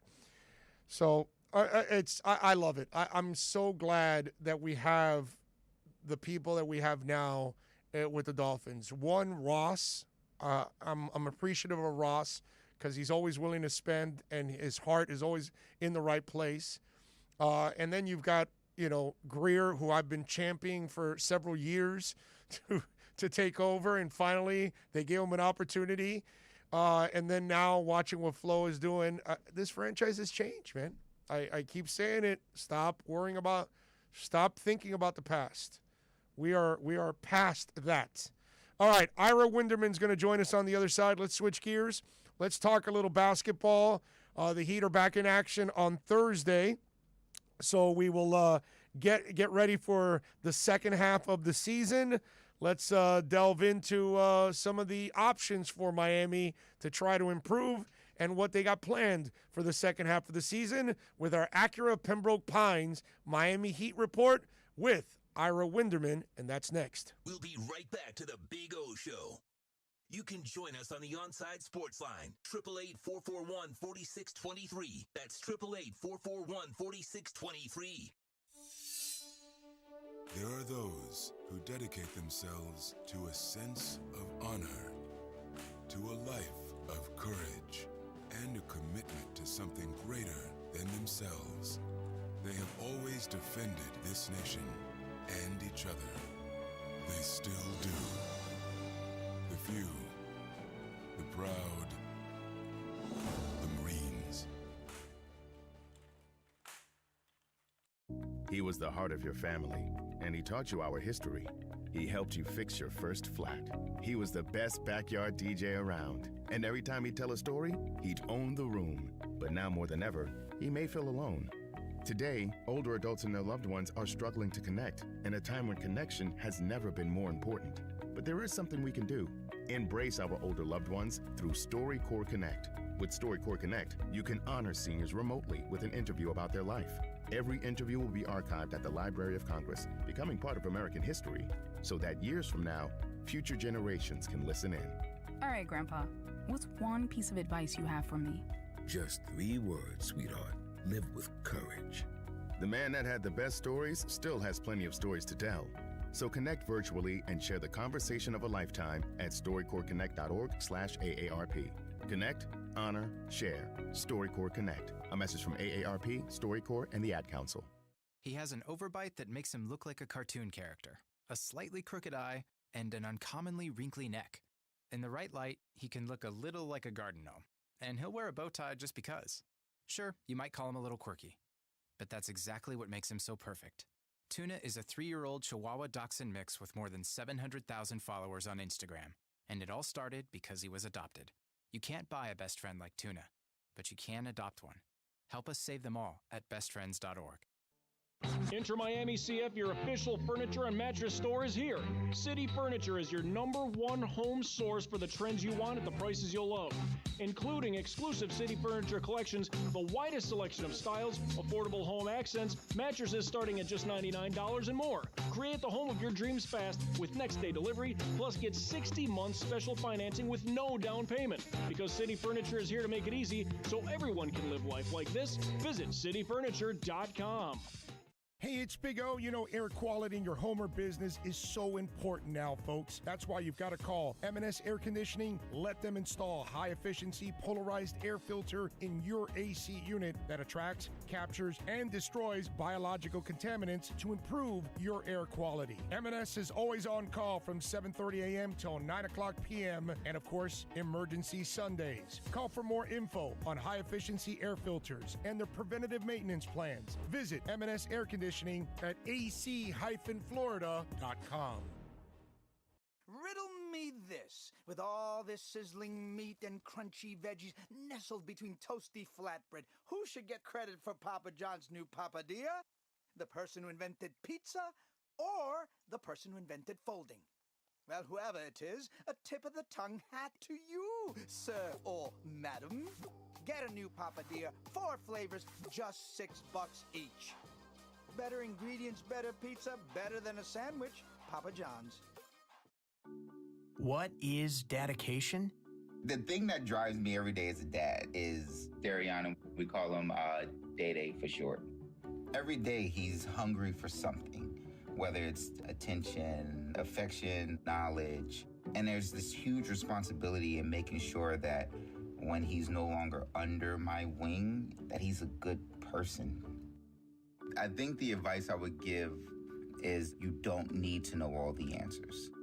The craziest thing was believing that your dad knew everything. So as a dad, you felt like you had to know everything. You had to get everything right. It's okay to make mistakes. As long as it's coming from love, then, you know, it kind of starts to work itself out. I want him to be able to sit back one day and go, we worked together, we did a good job. That's dedication. Find out more at fatherhood.gov. Brought to you by the U.S. Department of Health and Human Services and the Ad Council. It's time to talk Miami Heat with NBA insider Ira Winderman. It's the Acura of Pembroke Pines Miami Heat Report, exclusively at OnSideRadio.com. Let's go over the latest headlines locally with the Miami Heat and league-wide in the NBA with our very own Ira Winderman.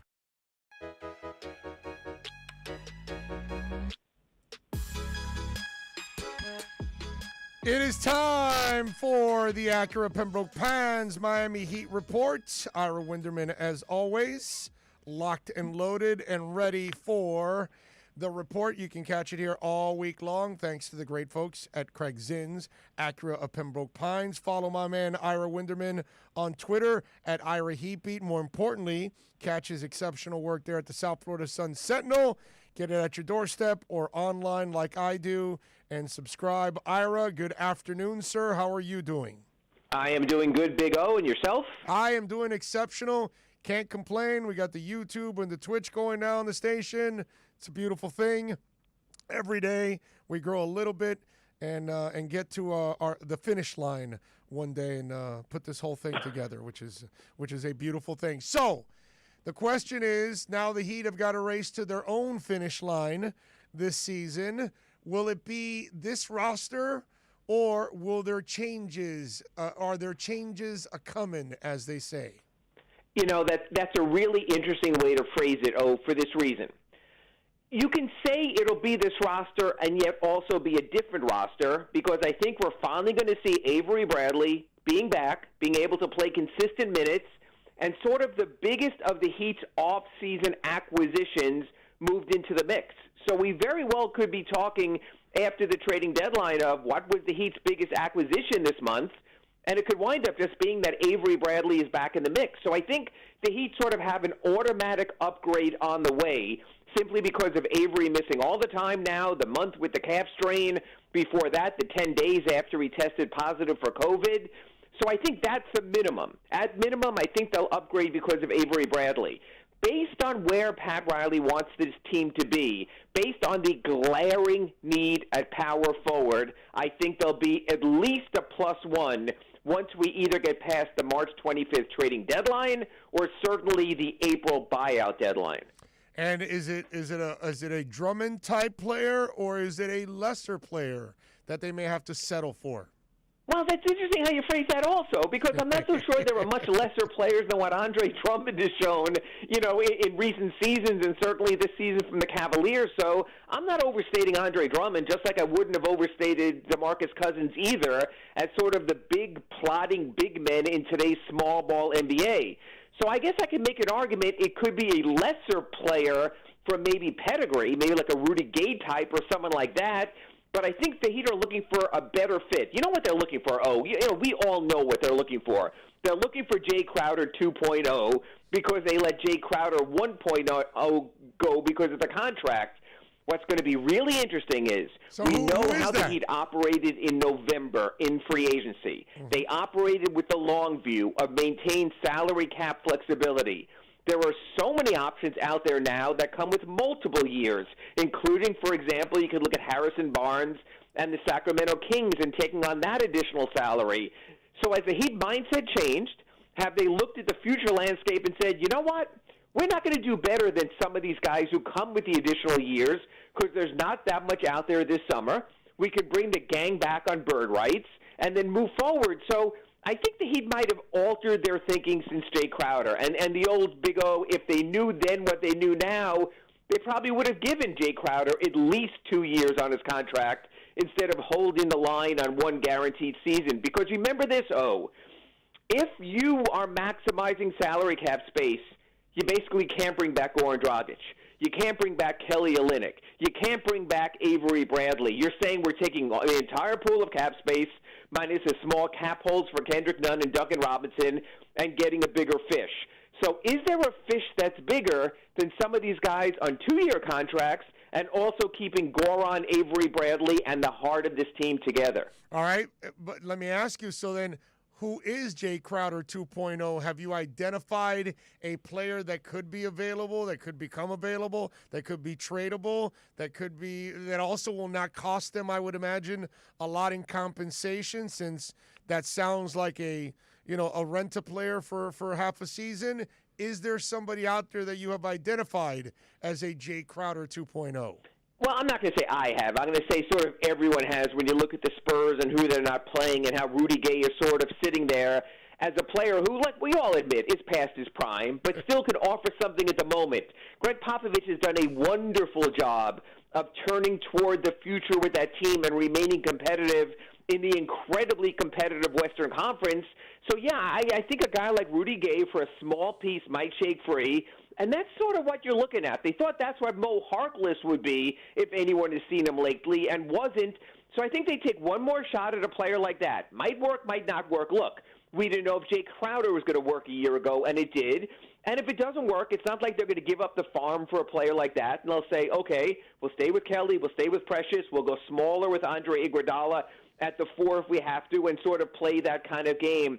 But that's the kind of move I see. Harrison Barnes, to me, is a fascinating case study. He can play up. He can play power forward. He has a very slight build, but there's not that many bruisers of power forwards in the NBA right now. We know he can hit shots. We know he still has a degree of athleticism left, but he also has multiple years. But if any team is going to have to implode and restart again, it sure as heck looks like the Sacramento Kings, who are trending toward a new coach anyway.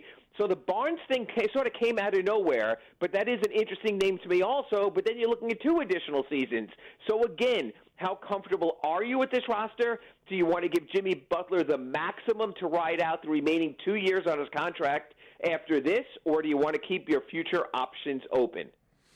Interesting. I want to see what happens. And Rudy Gay, it's funny how a player that's been linked to the Heat for like 47 years finally going to make it here. What is it yeah, about you know, I mean, that's the thing is so many times you get sort of a player after the fact. But again, it's what you're willing to give up. You know, if you're willing to go and give up the farm and give up the Tyler Heroes and the Precious Achuas and find a way to craft another first-round pick, you can get more. I think the Heat feel that they're close enough. I think when you look at the East, look, there's two questions you ask. Can we beat anyone in a 7-game series? And the answer is, sure, anyone but perhaps the Brooklyn Nets. The second question you ask yourself is Brooklyn sort of what the Heat were with the Big Three, where you're not getting past that level anyway? So you're saying, you know what, a good playoff run would be going 2 rounds deep, seeing what happens from there. I think you're going to have to at some point take stock, just like every team did during the Heat's Big Three era, and say to yourself, is this realistic, or are we selling our future short while they're going to have James Harden and Kevin Durant and Kyrie Irving? That's not the kind of thing Pat Riley, Andy Ellisberg, Nick Harrison, Adam Simon, or Mickey Harrison are going to say publicly, but I think they're all smart enough in the game to recognize at some point that, hey, guys, let's fight the good fight another day because we sure as heck ain't outscoring those guys. Ira, when the Blake Griffin move happened, was that something that the Heat just had no competition? Because obviously the Nets are much closer to a title than Miami, and Blake obviously wants to win a title before, you know, he checks out of this league. Was it one of those things, or did the Heat actually have a chance in this one? I think the Heat were among the finalists, but I think you sort of hit it right on the head there, is that if you're going for a championship, why go to the team that's 500, that's 6th place in the conference, when you can go to the team that's right at the top up there with Philadelphia and sort of making their move right now? Just like, you know, when people are talking about other guys who come free, the Drummonds and other players, yeah, they're going to look at the Lakers first. They're going to look at the Clippers. You know, it's interesting. For years, we've deluded ourselves to a degree. Oh, it's South Beach. There's no state taxes. There's Pat Riley. It's Heat culture. Yeah, but all of those players, when they joined the Heat, whether it was Birdman or Ray Allen or Shane Battier or Mike Miller, also saw a team at the very top of the Eastern Conference.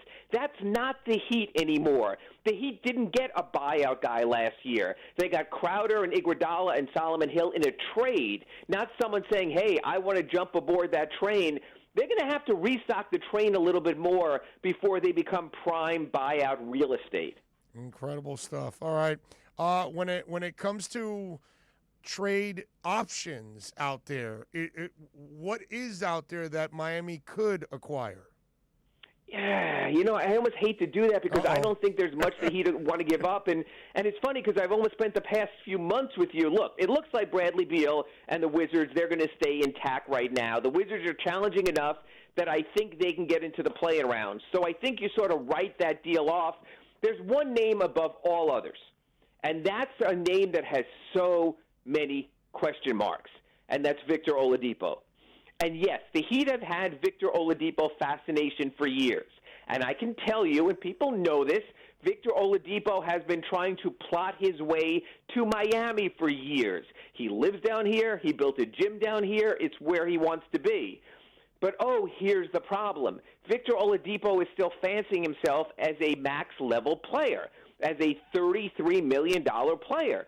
So if you're the Heat, and the Rockets, I think, are going to sell off anyone and everyone, including John Wall, if they can, do you make an offer to a Victor Oladipo knowing what you're going to have to pay in the future?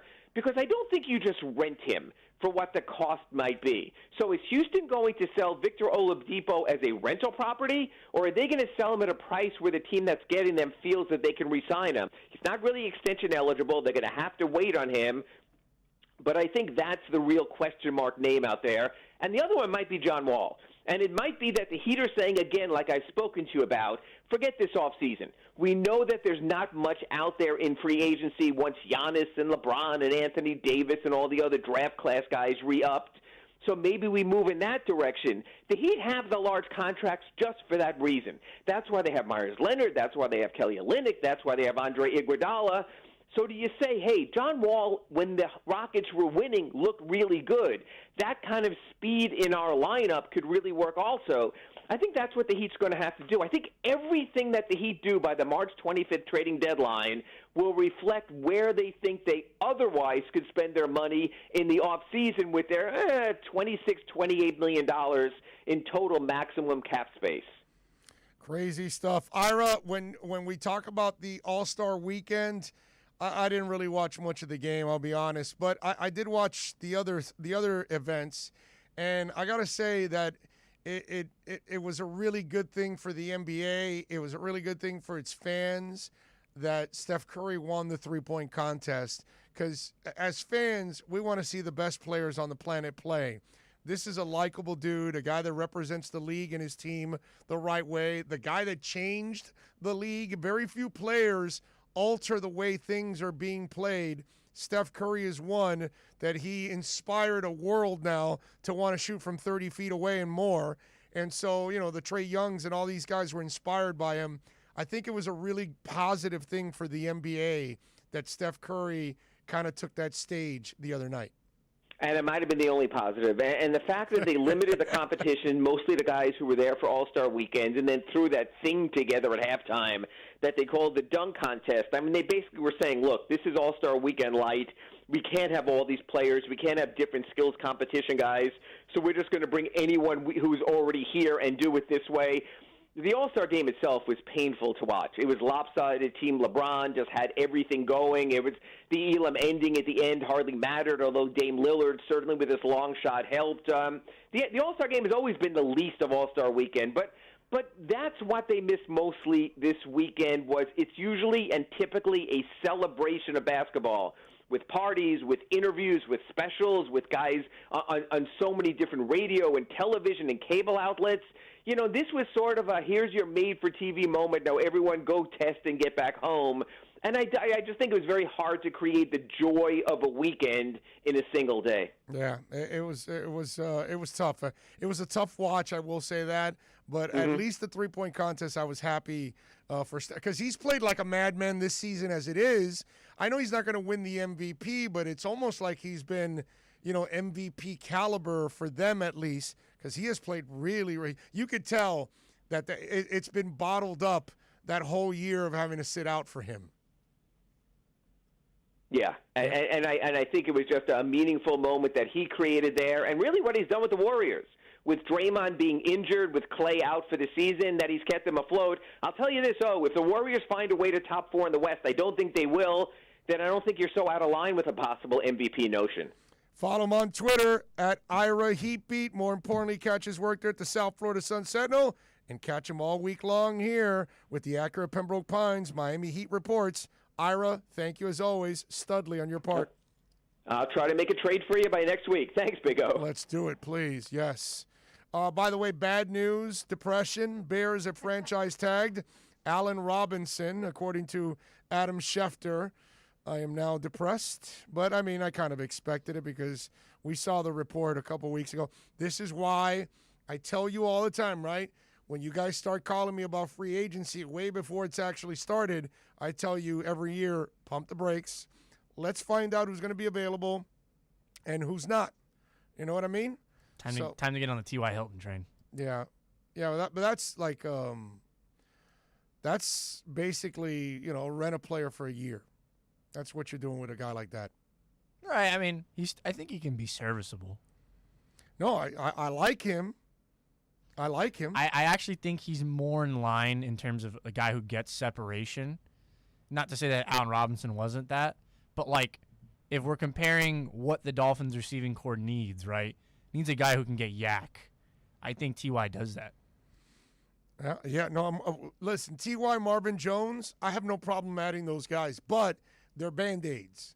You got to understand you're only adding a guy for a year, possibly two, no more than that, because they're at that age already. But it is a nice veteran presence, a great route runner, can still get separation. Both guys have terrific hands. I probably would lean a little bit more to Marvin Jones over T.Y. because he's the bigger player. But either one, I would be very happy with as a fill-in guy for a year or two to help Tua out. Look, the important part this offseason, is to load this team up with a bunch of talent and help Tua get over the top. That's the key to everything here, man, when it's all said and done. OnSide Radio enters Kai's Corner with Kai Chen Chisholm every day from 10 a.m. to noon. Join Kai as he discusses the biggest stories in South Florida sports Tune in every day, 10 a.m. to noon, for Kai's Corner on the home for South Florida sports, OnSideRadio.com. This has been the Acura of Pembroke Pines Miami Heat Report with Ira Winderman. Visit Craig Zinn's Acura of Pembroke Pines at 15601 Pines Boulevard. Come experience the oasis that customers deserve and the dealership that earned Dealer Rater's 2020 Consumer Satisfaction Award at Acura of Pembroke Pines. This is how we do it. For over 20 years, Mr. Glass has been committed to the safety and satisfaction of our clients. Our products are the culmination of innovative engineering, aesthetic appeal, and the highest levels of quality. Through our legacy, Mr. Glass strives to impart the true meaning of quality, service, and sustainability to new generations. Reputation, experience, and trust is why clients choose Mr. Glass.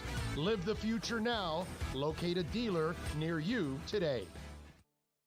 If you missed NBA insider Ira Winderman and the Acura of Pembroke Pines Miami Heat Report, you missed this. The way as we talk about it, they jam-packed the schedule. Everyone wanted a 5-day exhale during All-Star break. And they could say, well, we're just doing it all in one day. We're going to have the dunk contest. We're going to have the three-point contest. We're going to have the game. You'll be in on Saturday. You'll be out by Sunday night. But it's still not the same as getting 5 days to fully exhale. So what they sold the players was, we're going to give you this compacted 72-game schedule, but in the middle of it, everyone's going to take that deep breath and rejuvenate and get that break. Now they're saying, except for the top 24 players in the league and our best dunkers and our best three-point shooters, let alone if they turned it into a super spreader event or not. The Acura of Pembroke Pines Miami Heat Report with NBA insider Ira Winderman, exclusively at OnSideRadio.com.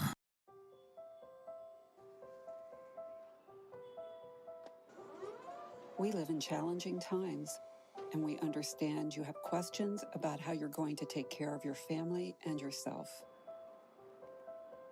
Well, you can trust the Publix is doing everything possible to help. Our stores continue to be open. We're busy restocking as quickly as we can. But please remember to think of others as you shop for the week ahead. This will give your friends and neighbors the opportunity to get what they need as well. Our supply chains are strong. Deliveries are being made throughout the day, and our associates are here every step of the way. It's not always going to be perfect, but together we'll make it through this. So let's be safe. Let's be calm. Let's be kind. Visit Publix.com for all the latest information. Enter Miami CF, your official furniture and mattress store, is here.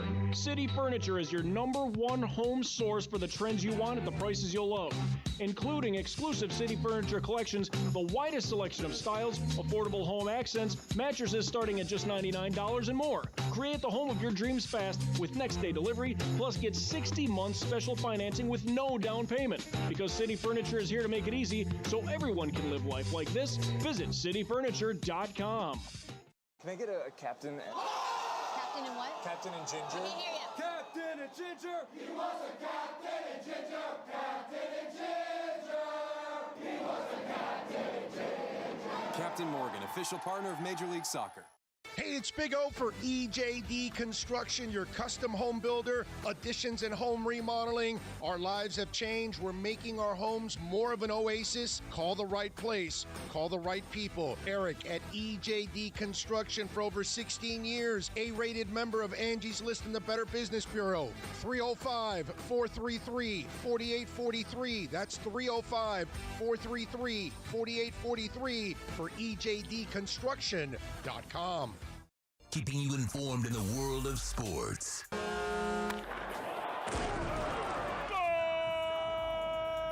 With an OnSideRadio.com sports update. Miami Dolphins making news yesterday. They traded for 2020 first-round offensive tackle Isaiah Wilson from the Tennessee Titans. In the trade, they'll acquire Titans offensive tackle Isaiah Wilson as well as a 2022 7th-rounder while shipping out a 2021 7th-rounder from the Fins. Wilson only played 4 snaps in 2020 with the Titans, but he did have off-the-field issues that ended his tenure in Tennessee. Staying with the NFL, the Cowboys finally came to terms with a quarterback, Dak Prescott, on a 4-year, $160 million deal. Dak's signing bonus is $66 million, the highest in NFL history. And the Florida Panthers are back on the ice tonight. They take on the Columbus Blue Jackets, as Vegas has the Panthers as a -130 favorite. Double action in Champions League today. Borussia Dortmund takes on Sevilla, and Juventus looks for revenge against FC Porto. Both matches kick off at 3 p.m. Coming up next, it's more of the OnSide Zone with the Big O, right here, OnSideRadio.com.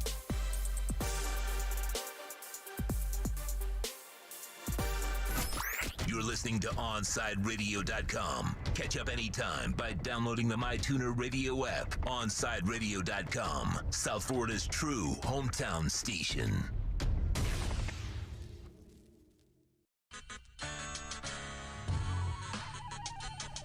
All right, we back, baby. My man Tito, because we switched our updates to the bottom of the hour, and he did one in the bottom of the hour before Ira came on. And so I went to the bathroom and I walked back in and I'm hearing the update. I'm like, yo, what's up, dude? And he's so used to doing it. Not sure what happened there. It must have been a technical glitch on my end. Hazy Ekpala glitch in the defense. That is awesome. That is fantastic. Anyway, we got a bunch of things to talk about. We still got hour number 3 coming up. John Michaels is going to join us. John works out in Atlanta. He's been doing radio there for a long time. And listen, he got to see Isaiah Wilson play at Georgia for a few years before he got drafted last year to Tennessee. So we're going to get his thoughts on Isaiah as a Georgia player and get his thoughts there. And, obviously we'll talk a little U because John's always willing to talk a little U. So we'll have a little fun with that too. But he will join us at 2:34. So I'm looking forward to that. In hour number 3, let's see. I got a couple things I want to talk about. A head coach who's completely out of line. A football player that, this football player, he's a hell of a player, but he's also like a king-size dummy. And we'll explain why he's a king-size dummy. What else do we have here? The New England Patriots thinking about doing something that I guess the Little River Band had a song called Reminiscing. So the Patriots might be reminiscing a little bit. I do have a crypto bit of news for you, sports-wise there, Tito. So I'm sure you can't wait for that in hour number 3. And what else do we have here? Oh, yes. Tito, did you watch the Royals and the interview at all? I overheard it. My girlfriend watched it yesterday.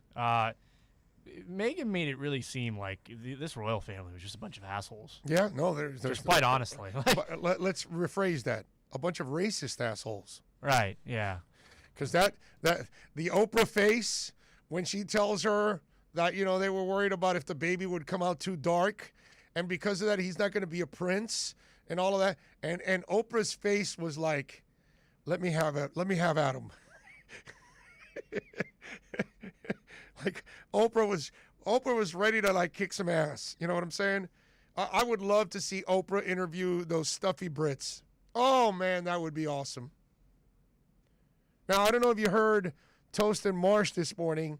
They had a guest on who's English. He's in London and he's a radio guy working at a digital platform over there across the pond. And he kind of, if you want, you can go back and listen to it on Toast and Marsh's show. He basically said that most English people don't give a rat's ass about what's going on. They really don't. NorCal says, Big O, forgive me if you covered this already. I had a nightmare that Belichick signs Fitzmagic, and we don't sign him ourselves. Your thoughts? They can have him. I'm not worried about it at all. I mean, I did this a couple weeks back, or week back or two. I don't think I ended up getting to it and talking about it, or maybe I did, but here we go. It was February 27th is when I talked about it. And I still have the paper here, obviously, because I have all my notes. Dolphins. I just want you to know, NorCal, he threw 33 touchdowns and 21 interceptions while he was here for 2 years. They never made the playoffs. I mean, You can look at it however you want, dude. He's never been elite. He's never been a difference maker. He gets on hot streaks. He gets on a roll. He's a fantastic human being. He's great as a bridge quarterback. If they want to use him as a franchise guy, let me phrase it this way, okay? With Miami secondary, bring it on. Bring it on. Would love it. I didn't fear Cam Newton, and I'm not going to fear Ryan Fitzpatrick. So if the Pats want to do that, go for it. Hour number 3 is next. We'll be right back to the Big O Show. You can join us on the OnSide Sports Line, 888-441-4623. That's 888-441-4623. OnSide Radio. No station in South Florida provides more live and local sports talk. Follow us on social media at OnSide Radio. Hey, it's Big O for EJD Construction, your custom home builder, additions and home remodeling. Our lives have changed. We're making our homes more of an oasis. Call the right place. Call the right people. Eric at EJD Construction for over 16 years. A-rated member of Angie's List in the Better Business Bureau. 305-433-4843. That's 305-433-4843 for EJDconstruction.com. Hey Panthers fans, Dave Dwork here with some awesome news. Every Saturday, I'm going to bring you the latest on everything to do with the Florida Panthers with Chirping the Cats Radio. Saturday mornings from 10 to 11 a.m., we'll dive into the state of the team, recap games, and hear from past and present Panthers players, and plenty of other great hockey guests too. Got questions about the Panthers? Call or text the show and we'll break it down. Don't miss Chirping the Cats Radio, Saturday mornings from 10 to 11 a.m. only on OnSideRadio.com. Now streaming online. OnSide Radio, the only choice for the South Florida sports fan. Time to get in the zone. The OnSide Zone. Cool. And look, man, I don't care if you're my wife. If I don't agree with you, I'm going to say it. You know what I mean? The OnSide Zone. He's a liar. And there's nothing new about that. He's full of crap. If you're believing that, I got a bridge in the Keys. It's the one on the right side. Just want you to know, when you're going south, you'll see the smaller bridge on the right. I've got that one for sale if you're interested. You can join us on the OnSide Sports Line, 888-441-4623. That's 888-441-4623. Right, that's the one boy band that I will say, dude, I'll stand up for Boys to Men every day of the week and twice on Sundays. Love those guys. I'm sorry, I gotta be honest with you. I'm just, that's not who I am. You guys know it. I do the show and I wear my emotions on my sleeve. I tell you the way things are. That's just the way I am. You can connect with us at OnSideRadio.com by sending us a text at 844-416-8123. The OnSide Zone with a Big O. All right.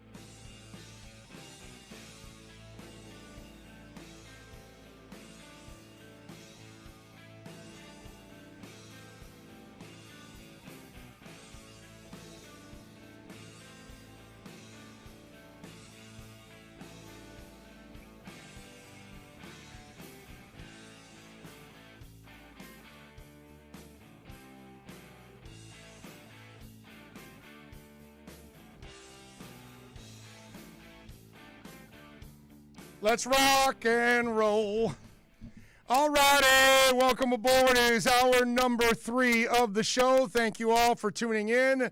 Please punch that thing, smash it, like, subscribe, all that good stuff. There we go. Make sure I get that out of the damn way. Anyway, so please like, subscribe, rate, review, all of that good stuff there on all of our shows. When Alex Dano comes on, rate, review, subscribe, hit that, man. Smash that like button, dude. We need it. Get those algorithms going in the right direction. Dougie Fresh says, a debate we had last night. Want your opinion. Who do you think is the worst Rock and Roll Hall of Fame snub? Tina Turner, Joy Division, New Order, Iron Maiden, Judas Priest, or the Pixies? Wow.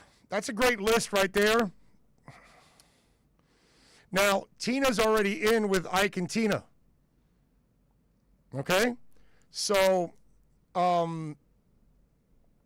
she's got half of it at least, but she deserves to get in as a solo artist.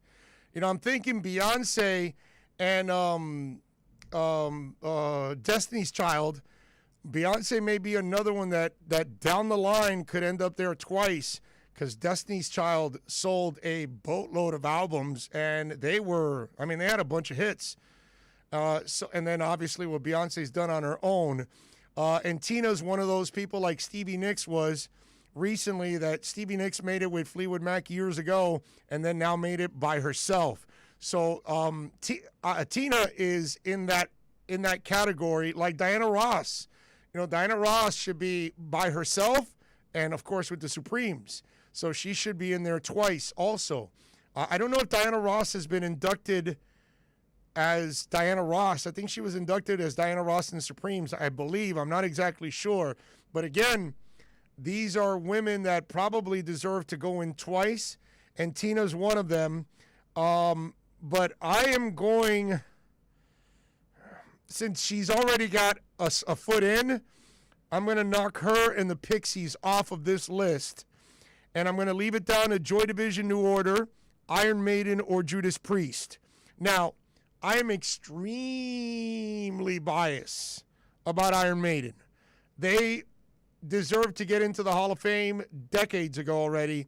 At this point, just like Judas Priest, just like Tina Turner, just like the Pixies, and Joy Division and New Order.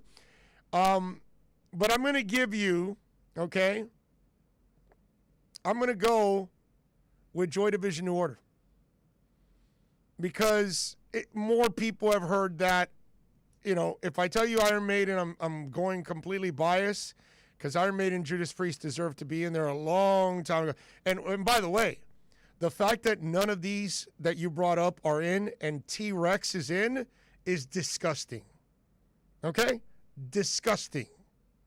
It's so insulting at every level that you're putting people like Donovan and T-Rex, especially T-Rex, but Donovan too, over people like that list you have there. I mean, but I'll go New Order, Joy Division, okay? Because they meant so much to that genre of music. You know what I mean? So I'll give them the edge there when you say New Order, Joy Division, okay? But they all deserve to be in. There's really no arguments, at least from me, for all of those. Ragin says Maiden, no question. It's probably what my heart would say. Let's see. Comparing Tina Turner to Beyonce is ridiculous. Beyonce sucks. Tremolio, I don't like Beyonce's music whatsoever, but I can't deny it. It's not a matter of whether you like it or I don't like it. I don't like the bubblegum music she makes, but what am I going to do? It's tons of hits, tons of albums she sold, and she did the same thing with Destiny's Child. So I'm just saying, that whether you like it or not, she's going to get in that way. You know, it does. It's not up to us whether we like the music or not. You know what I mean? I'm not into Britney Spears music. She might get in one day. I don't know. She had enough hits. She sold enough albums. She could be there. You might have to put La Loca in there.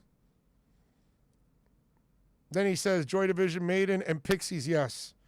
No, and Judas Priest has to be in there. I mean, Judas Priest had more success commercially than Iron Maiden. If we really want to look at it, okay, the Screaming for Vengeance album probably was more mainstream than any of the Iron Maiden albums. Iron Maiden, what they've done better than Priest and the Scorpions is that through time, as the years have gone on, their fan bases are way larger than the Scorpions. And actually, Iron Maiden's fan base is larger than the Scorpions and Judas Priest combined right now. Judas Priest and the Scorpions can only fill arenas that have maybe 5,000 to 7,000, 8,000 people, whereas Iron Maiden is still going to places where there's 17, 20, 22,000 seat arenas, and they're packing them completely. So that's the difference there. So yeah, I would give you that. But Scorpions and Judas Priest are more mainstream than Iron Maiden. I mean, you got to admit what the truth is.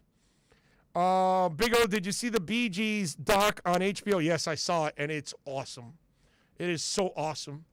I mean, it is phenomenal. It was great.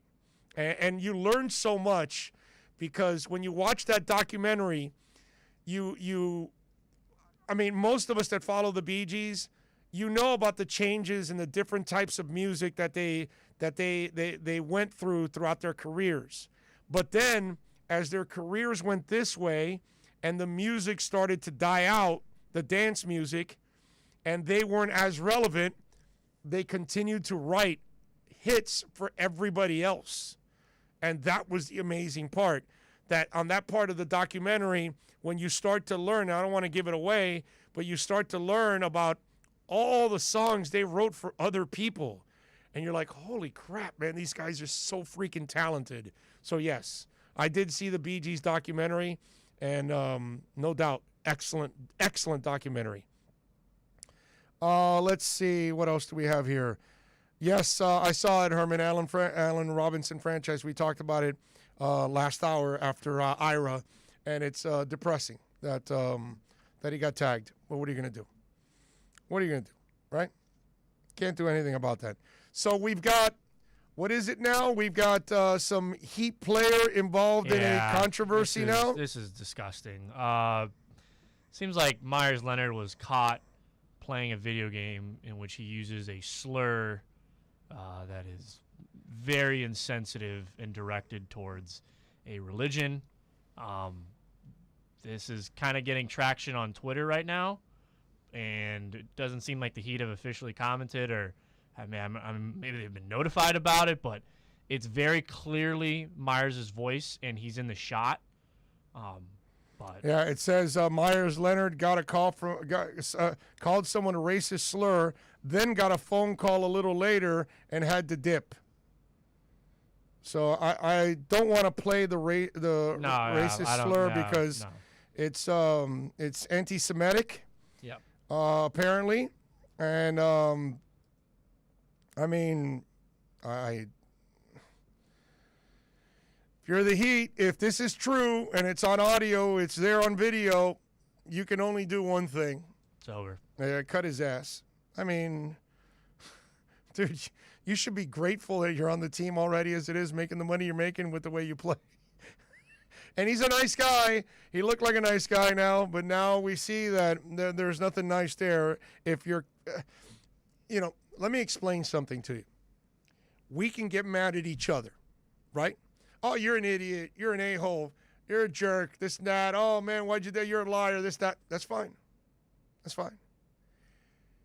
When you start insulting somebody because of their religion, because of their sexuality, because of their color, because whatever, sexual orientation, when you start calling somebody a blank this, a blank that, then that's not a mistake anymore. Let me explain that. I keep doing this over and over and over again.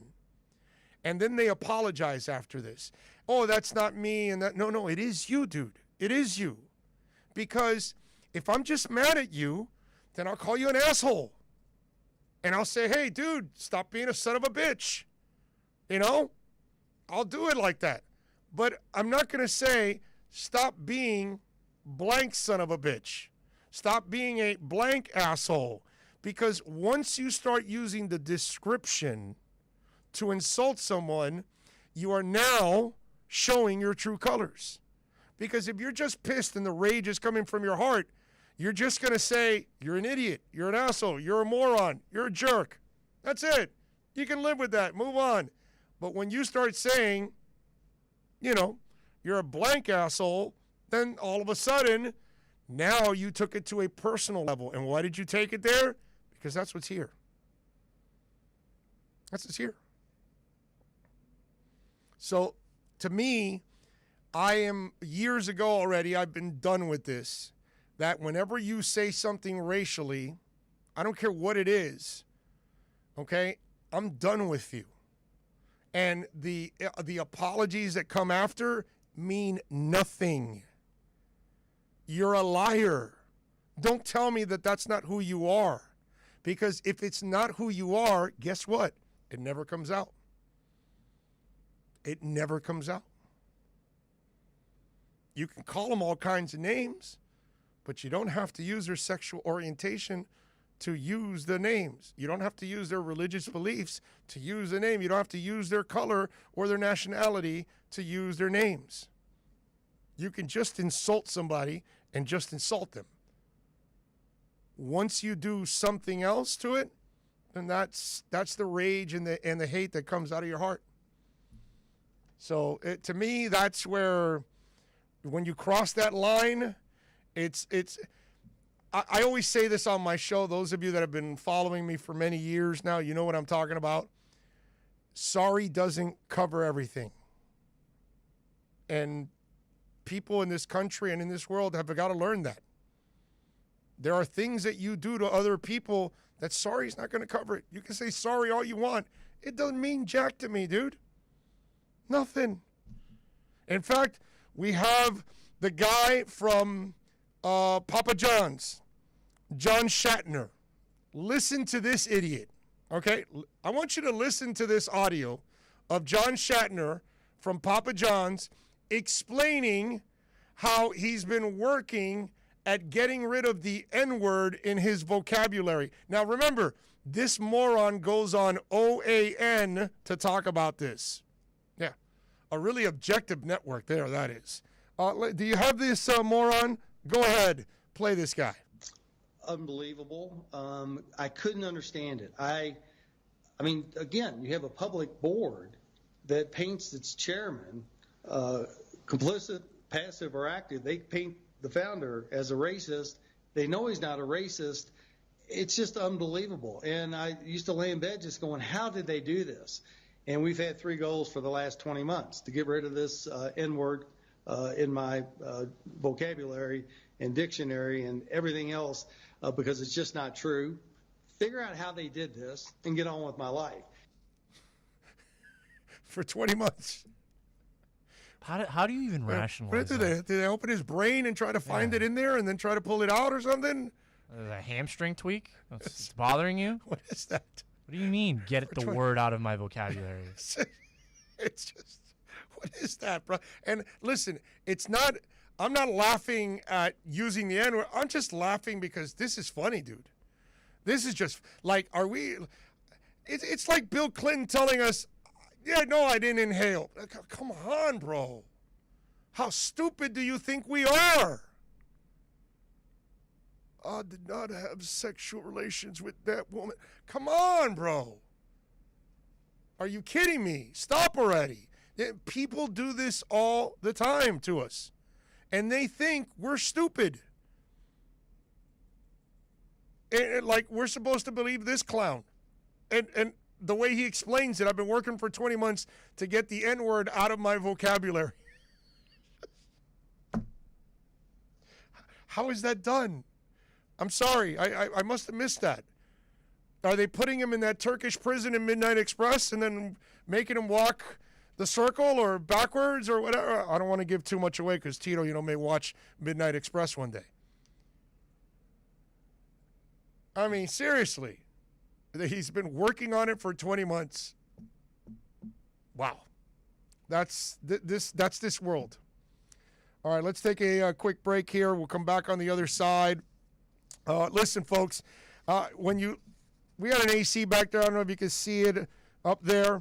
And I got to tell you, the guys at M&S Air Conditioning, I talked to them about this, and I said, listen, I've got to create the safest environment possible for our employees. And those of you now that you're watching on YouTube, you see I come in, man, I spray my table, I zap my mic, and the mic I zap it, the wand I zap it with, and I know I'm off mic here, and I'm sorry. This wand here, okay, you see that it's got these blue lights, you see that? And so I go over this, and it kills the bacteria, right? And it kills biological contaminants and things like that. And guess what? We installed one of those lights there in the AC. And you guys should do it too for your employees, for your home. Mike and Greg went over to my house and they installed it in my AC for my home, for my daughter, for my wife, for my 4 dogs. I wanted to make sure, and I know the dogs aren't that important to other people, but they're important to us. They're like our kids. And so I want to make sure everybody's healthy. When you install a high-efficiency polarized air filter in your AC unit, what it does is it destroys the biological contaminants and it improves your air quality.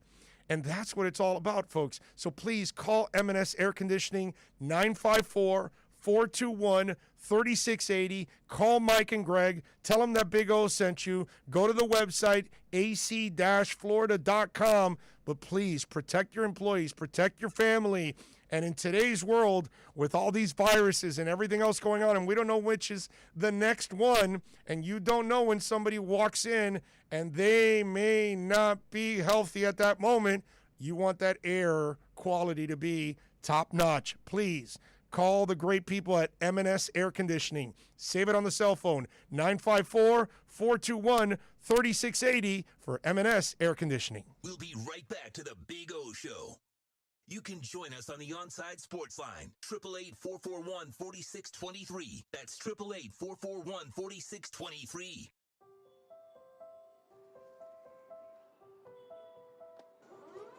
We live in challenging times, and we understand you have questions about how you're going to take care of your family and yourself. Well, you can trust the Publix is doing everything possible to help. Our stores continue to be open. We're busy restocking as quickly as we can. But please remember to think of others as you shop for the week ahead. This will give your friends and neighbors the opportunity to get what they need as well. Our supply chains are strong. Deliveries are being made throughout the day, and our associates are here every step of the way. It's not always going to be perfect, but together we'll make it through this. So let's be safe. Let's be calm. Let's be kind. Visit Publix.com for all the latest information. Big news, Miami fans! Body Armor is proud to be the new official sports drink of Major League Soccer and Inter Miami CF. It doesn't matter if you're a player or a fan, Body Armor sports drink will hydrate you with potassium-packed electrolytes, antioxidants, and no artificial sweeteners, flavors, or dyes. Whether you're at home or in the starting lineup, Body Armor sports drink will hydrate you from kickoff to the final whistle. Body Armor, now the official sports drink of Inter Miami CF, available at your local Publix. If you missed 4th and 20 with Toast and Marsh, you missed. What? So they'd be like Sauron. You are not. No, you're not. You're not jumping to Hobbit. You are not jumping to Lord of the Rings. Why? Because you're not. You're not jumping from Marvel to Lord of the Rings. There aren't any Marvel movies that even touch Lord of the Rings. Oh my God. Oh my God. I'm serious, bro. I'm just saying. Yeah, I'm gonna go watch. Yeah, you're right. Iron Man isn't better than a 19-hour-long 3-part Hobbit. So Iron Man is your favorite Marvel one? No, I just threw it out there. There's 23 of them or 26 of them for crying out loud. Thor Ragnarok. Watch that one. I thought they were all Thor Oh my God. Ragnarok. No, Thor Ragnarok is an actual Thor movie. It's the 3rd Thor movie. I hate you. 4th and 20 with Toast and Marsh, weekday mornings from 8 to 10. Hello, Inter Miami CF fans. Download the Drink AR app and play inside a first-of-its-kind virtual soccer stadium, hosted by Bodega Trevento and Inter Miami CF, and celebrate your passion for soccer from the comfort of your own home. Find the download links on our Instagram account at Treventus and get our wines delivered straight to your home with a discount for all Inter Miami CF fans. Discover Trevento, a shared passion. You can connect with us at OnSideRadio.com by sending us a text at 844-416-8123. Save it on your cell phone, 844-416-8123. No better place to send your comments, ask questions, win prizes. OnSideRadio.com, the only choice for the South Florida sports fan.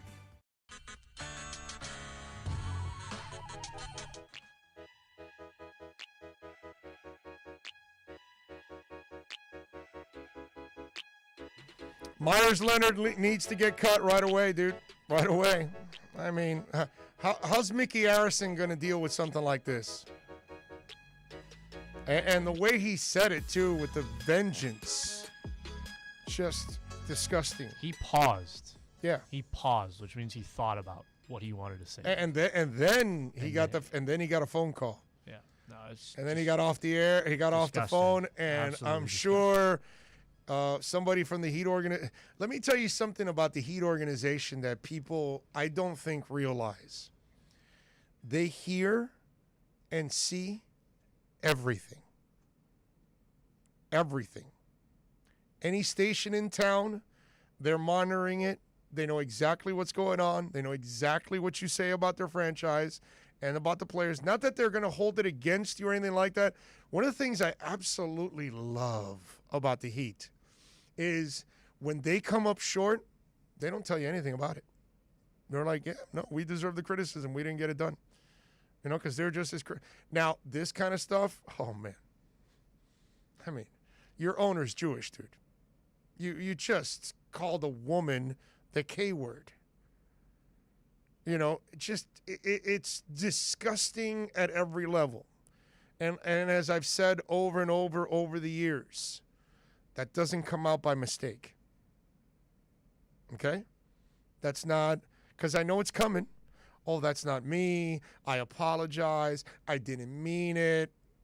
Get the hell out of here, bro. Go sell that somewhere else. I'm not believing any of that. Herman says, Big O, I watched Midnight Express and it was awesome. And I bet you Tito did not watch it. No, he did not watch it, will not watch it, will completely lie to us every time. Well, actually, he'll tell us the truth that he didn't really watch it. I wouldn't lie to you guys. I haven't seen it. Yeah. I might watch it.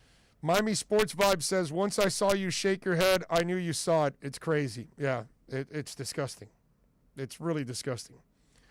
Drew Boo says, Coach tried to get in touch with Myers. He's not picking up his phone. Spo, maybe he's busy working on his game for $10 million a year. Well, I hope he gets really good at opening Coors cans with his teeth because that'll be his job from here on out. Sports 5 says he picked up the phone and came back and said, my wife just called me. I got to go hang with my wife later, guys. Yeah. It ain't his wife that called. GP says, I've seen documentaries, I believe it's on Netflix, about David Frost and Clyde Davis. They were pretty good. Oh, yeah. Oh, yeah. Ian from Brooklyn says, damn, I missed what Myers Leonard said. Go to my Twitter page. It's there. I retweeted it. Okay? I retweeted it, and I put, the Heat needs to cut Myers Leonard on the spot. No questions asked. There's no discussion here. There's no nothing. It's Myers. Thank you for your service. We appreciate it. We don't even need you to come to the building. We will send you your whatever's left over in your locker room. Thank you. We will not be associated with you anymore.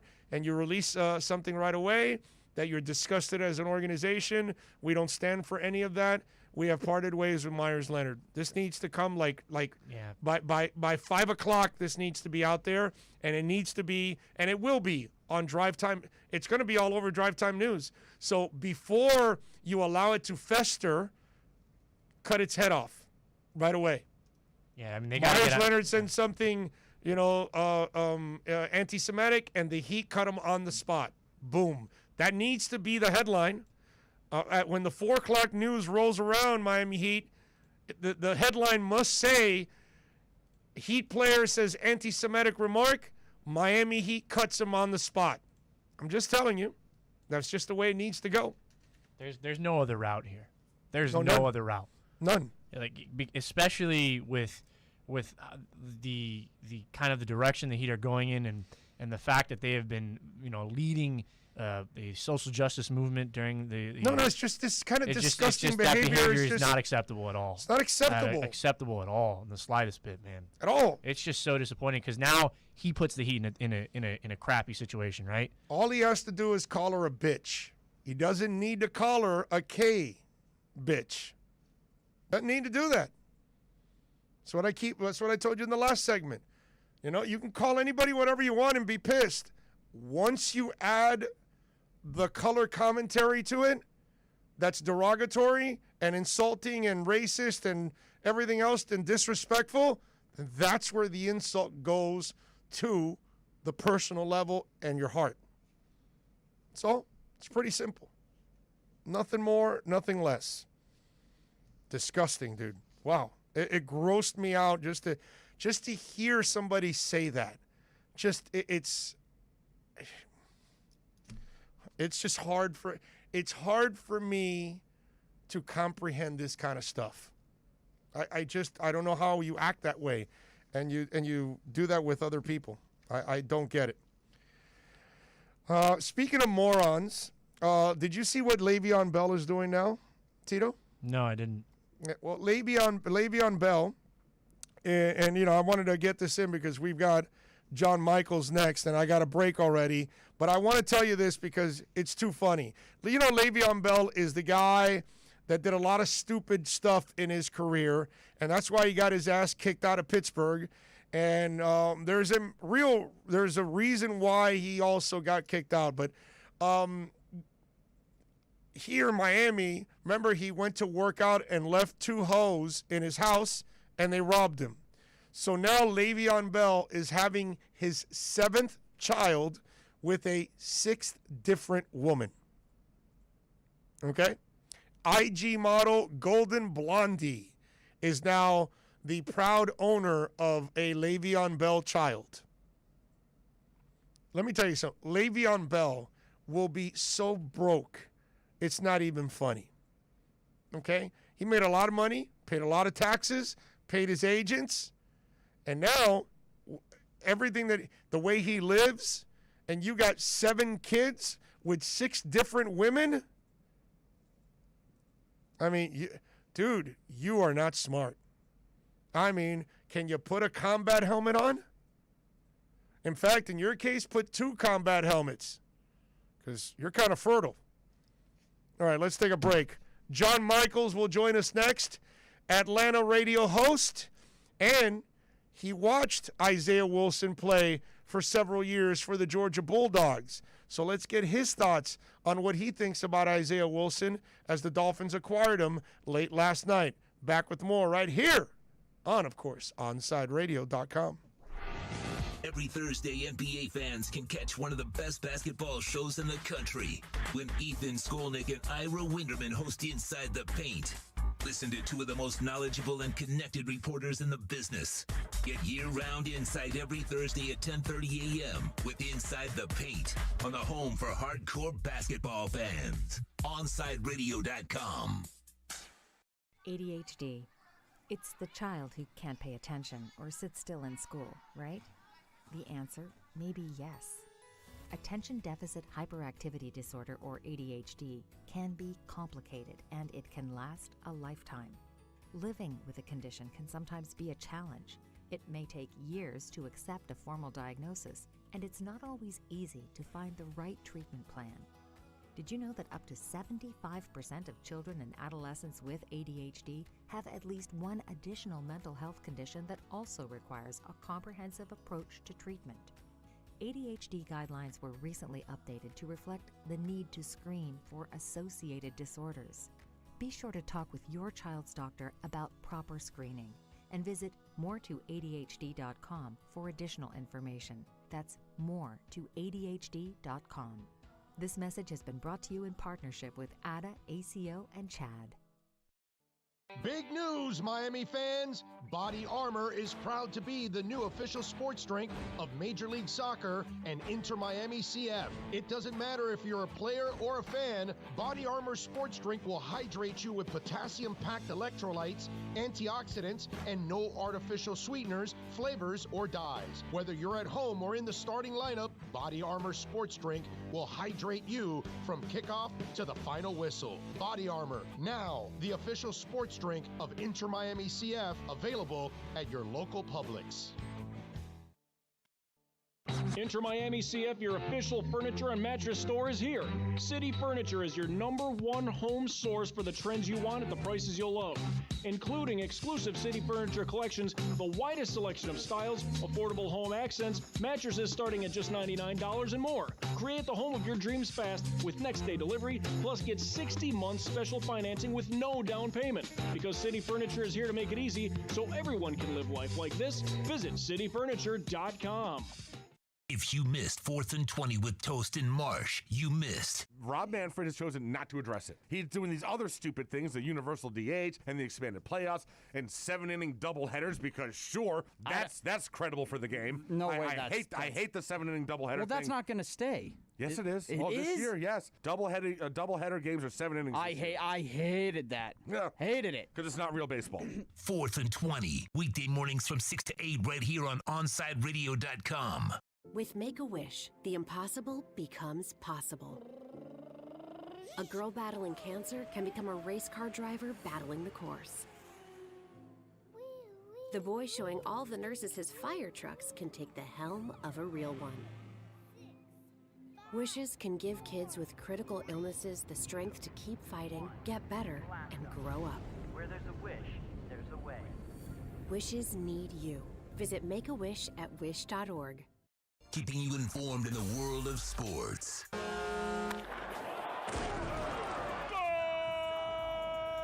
With an OnSideRadio.com sports update. Free agency news across the NFL. Kenny Golladay not getting franchise tagged by the Lions, but Chicago wide receiver Allen Robinson has been officially franchise tagged by the Bears. Miami Dolphins made a trade yesterday. They acquire 2020 first-round pick Isaiah Wilson. In the trade with the Titans, they get Wilson and a 2022 7th-rounder while shipping over a 2021 7th-rounder to the Titans. Wilson only played 4 snaps in 2020 with the Titans, but had off-the-field issues, including a DUI that ended his time in Tennessee. Staying in the NFL, the Cowboys finally come to terms with quarterback Dak Prescott on a monster 4-year, $160 million deal. Dak's signing bonus is $66 million, the highest in NFL history, with a record $75 million due in year 1. And we've got Florida Panthers action tonight. They take on the Blue Jackets. Puck drop is at 7 o'clock. Panthers going as a -130 favorite. And in Champions League action, starting up just over 30 minutes, we've got a doubleheader. Borussia Dortmund takes on Sevilla. Juventus takes on Porto. 3 o'clock kickoff. With your on-site sports update, I'm Tito Bonacci. Coming up next, it's more of the OnSide Zone with the Big O right here, OnSideRadio.com.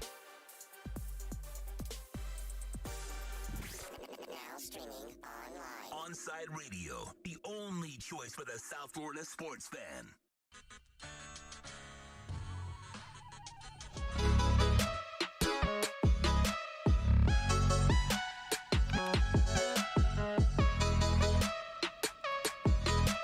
All right, welcome back. I figured we'd get a little more insight on Isaiah Wilson, and my buddy John Michaels, of course, been in Atlanta for a long time doing radio out there, 680 The Fan. And, of course, he's had the pleasure of watching Isaiah Wilson play for Georgia for several years before he got drafted last year by Tennessee. So I figured Miami made the move. Let's see if we can bring John on to give us a little insight. Follow him on Twitter at JohnMichaelsU. John, how you doing, baby? What's going on, Big O? How you doing? I'm doing great, man. Cannot complain, my brother. And, you know, last night we saw the news, and it was a very interesting move, a move that, you know, where I give the Dolphins a ton of credit. They can't lose a damn thing, dude. I mean, they get the player, and they get back their 7th-rounder next year. So basically it's kind of a rent-a-player. But, you know, first of all, John, we know he had some issues. He had the DUI. He had that issue at that party and all that. Talk to us first about the player you saw for a few years at Georgia leading up to the draft. Talk to us about that Isaiah Wilson first and foremost. He is your prototypical big-time SEC lineman, 6'6", 350 pounds, athletic, mean. He's a mauler. He played with an attitude. You know, playing for Kirby Smart, coming from that Nick Saban tree, they wanted to run the football. They wanted to be physical at the point of attack. They wanted to run play action. And Isaiah Wilson did all of that. He walked in. He started 24 out of 25 games at the University of Georgia and left early to go to the NFL. This is a guy, and it's funny, you know, as a guy that grew up in South Florida, I still have love for the Dolphins. And obviously, you know, my Canes love. We were talking about Isaiah Wilson this morning here. Why the hell didn't the Atlanta Falcons, who are in desperate need of an upgrade in talent at multiple places on the offensive line, why don't you make that kind of trade? Why don't you go out there and chase after a guy who's a first-round talent who had some issues? Now, DUI, you don't condone that, especially in the NFL right now with everything that's going on with rideshare and stuff like that. But the kid's a young kid who's made some dumb decisions. This is a no-brainer for a Dolphins team that, let's be real, didn't run it all that effectively a year ago and would love to see, even with all the picks they made a year ago on the offensive line, somebody come in and potentially wrest the left tackle job away. All right, so this is what I want to ask you, because I'm looking at him as post-Georgia. Kid gets drafted, gets COVID a couple times, has the DUI, does not get to really play. So life is frustrating for him at the moment, but he's a kid too. So, you know, you don't necessarily compartmentalize and handle all situations the right way when you're young. So the question I have for you is, was he a knucklehead at Georgia? Was he ever getting in a lot of trouble? Or was all this stuff happened post-Georgia? Yeah, this was all post-Georgia. Okay. I don't recall a time Isaiah Wilson got in any trouble at the University of Georgia. If he did, it was something that probably got brushed under the table. You know, I think about it, it took me till I was in my 30s till I had some type of responsibility about me, and I was never handed millions of dollars. So I can't imagine you get out of college, and all of a sudden somebody hands you millions of dollars, and they tell you to go be a professional.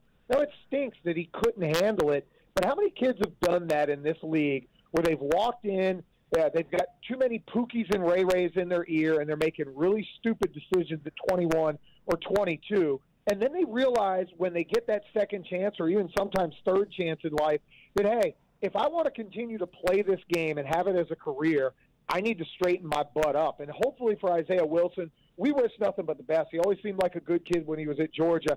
I wish nothing but the best, and maybe a change of scenery, going from, you know, everything that was taught in Tennessee and all the problems he had there with the Titans, going down to Miami, you can get your life together. The only hope is he doesn't get lured over to South Beach too many times and running out there in Brickell and everywhere else, partying around town. Yeah. He's got the talent to be a star if he puts it all together. Yeah, I think what we're all banking on down here is Brian Flores. I mean, the kid went to his high school, so obviously Brian Flores called his old high school and got whatever skinny that he could on the kid. They must have done their due diligence. They must have called the people at Georgia and said the same thing you said. Hey, he wasn't in trouble here. So, listen, man, we all go through bad times in life. We all have a bad couple months, a bad year, and, you know, life gets really frustrated for us.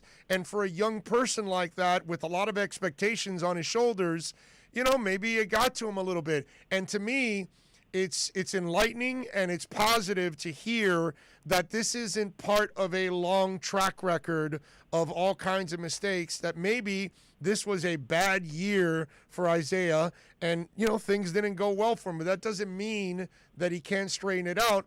And listen, from what you've seen from Brian Flores, maybe he's a guy that can reach him, because Preston Williams came here with a ton of baggage. He dropped right out of the draft, and he was supposed to be like a second-round pick.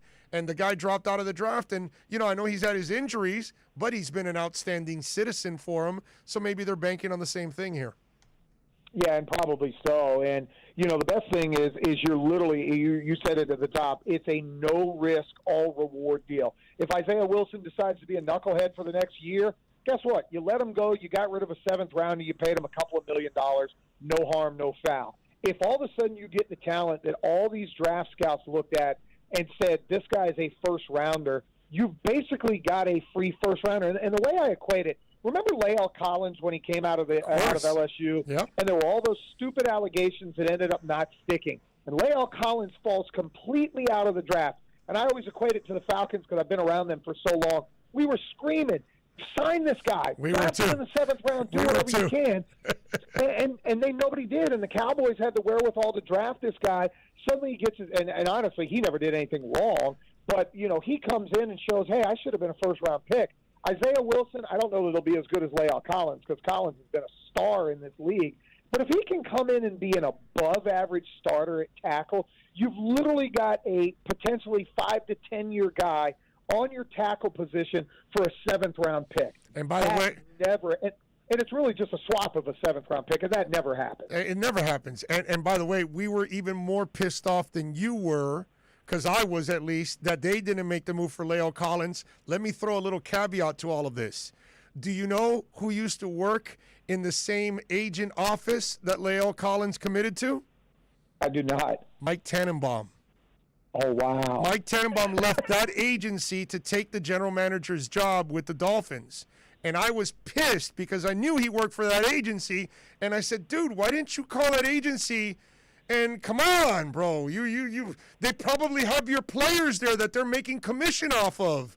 Why couldn't you give a 6th or 7th rounder? And I was pissed, dude. I was bringing it up on the air and all that. So I was like you. Now, here's the question I do have. I called around to some of my guys around the league.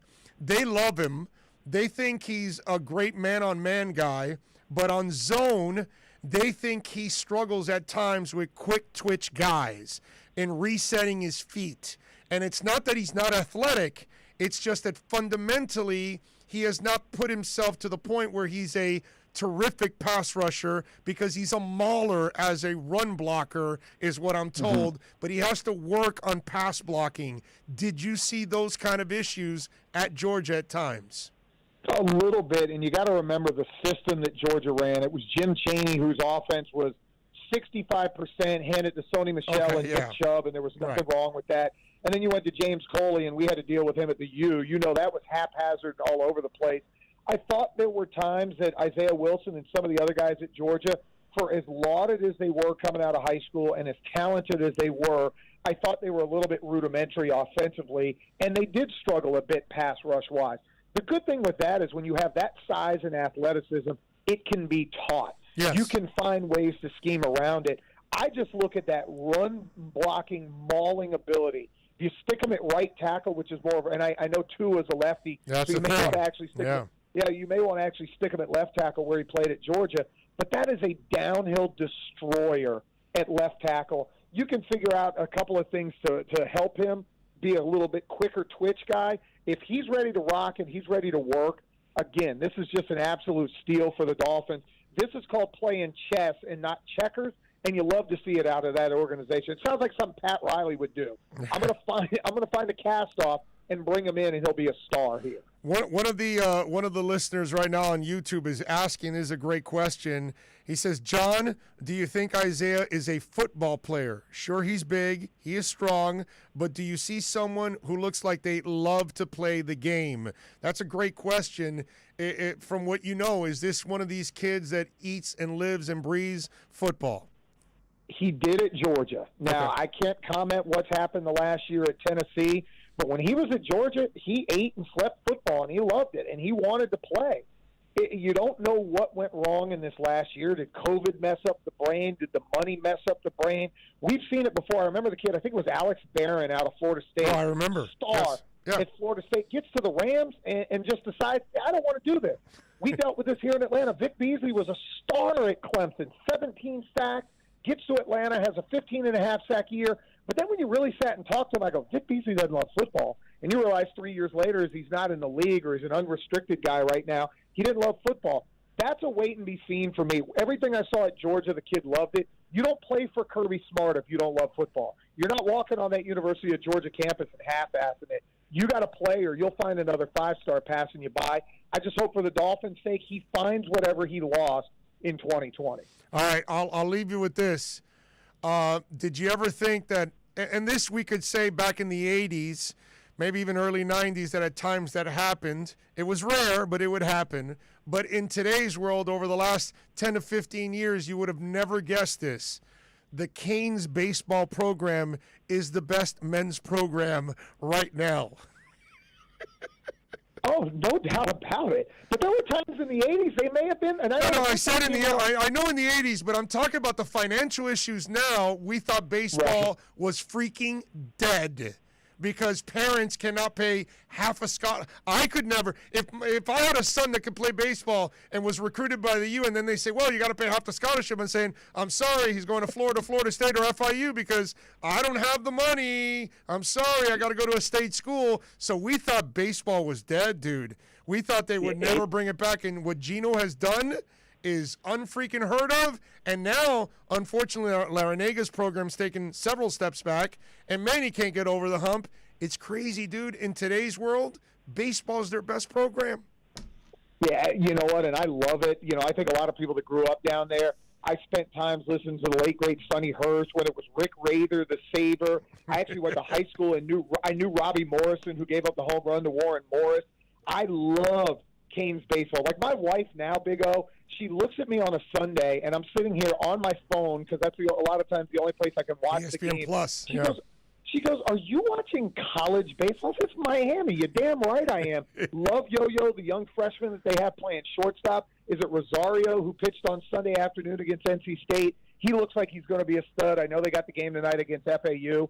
They've got to find a way. Daniel Fetterman could not be your Friday night starter. That's all I'll say. And Gino DeMari, credit to him. Wow. Because those 2 years where Jim Morris didn't have the program in the tournament, I wanted to throw up. Yeah. It is awesome to see them back. They may have won a national title a year ago, and I think as the freshmen get older this year, they've got a chance to get that thing rolling and make a deep run into Omaha. Yeah, it really is a tribute to what Gino has done. Follow my man John on Twitter at John Michaels U. Catch him there at 680 The Fan, doing his thing every single day. John, as always, my brother, thank you for taking some time and dropping the knowledge. We really appreciate it. Anytime. Next time we got to talk some Canes football because I am excited a little bit. Trying to keep it under wraps, but I'm getting excited. No, I'm with you. We'll do it next time. We'll bring you on. But with Isaiah, I had to bring you on because I knew you could give us the skinny on it. I appreciate you, man. No problem. You got it, baby. You be good. There you go. Thank you, as always, to John Michaels. Saturday mornings at 9 a.m., Sean Stanley hosts the Square Circle Digest. Now wrestling fans have a place to call home as Sean covers the very colorful world of wrestling. Tune in every Saturday from 9 to 10 a.m. on the home for sports fans worldwide, OnSideRadio.com. We'll be right back to the Big O Show. You can join us on the OnSide Sports Line, 888-441-4623. That's 888-441-4623. For over 20 years, Mr. Glass has been committed to the safety and satisfaction of our clients. Our products are the culmination of innovative engineering, aesthetic appeal, and the highest levels of quality. Through our legacy, Mr. Glass strives to impart the true meaning of quality, service, and sustainability to new generations. Reputation, experience, and trust is why clients choose Mr. Glass. Live the future now. Locate a dealer near you today.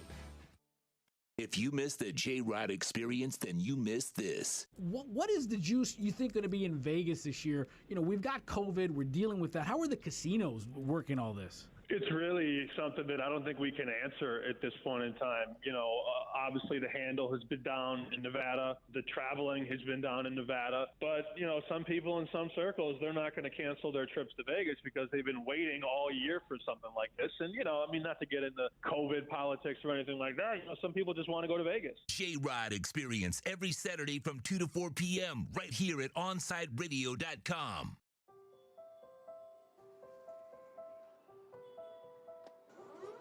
We live in challenging times, and we understand you have questions about how you're going to take care of your family and yourself. Well, you can trust the Publix is doing everything possible to help. Our stores continue to be open. We're busy restocking as quickly as we can. But please remember to think of others as you shop for the week ahead. This will give your friends and neighbors the opportunity to get what they need as well. Our supply chains are strong, deliveries are being made throughout the day, and our associates are here every step of the way. It's not always going to be perfect, but together we'll make it through this. So let's be safe. Let's be calm. Let's be kind. Visit Publix.com for all the latest information.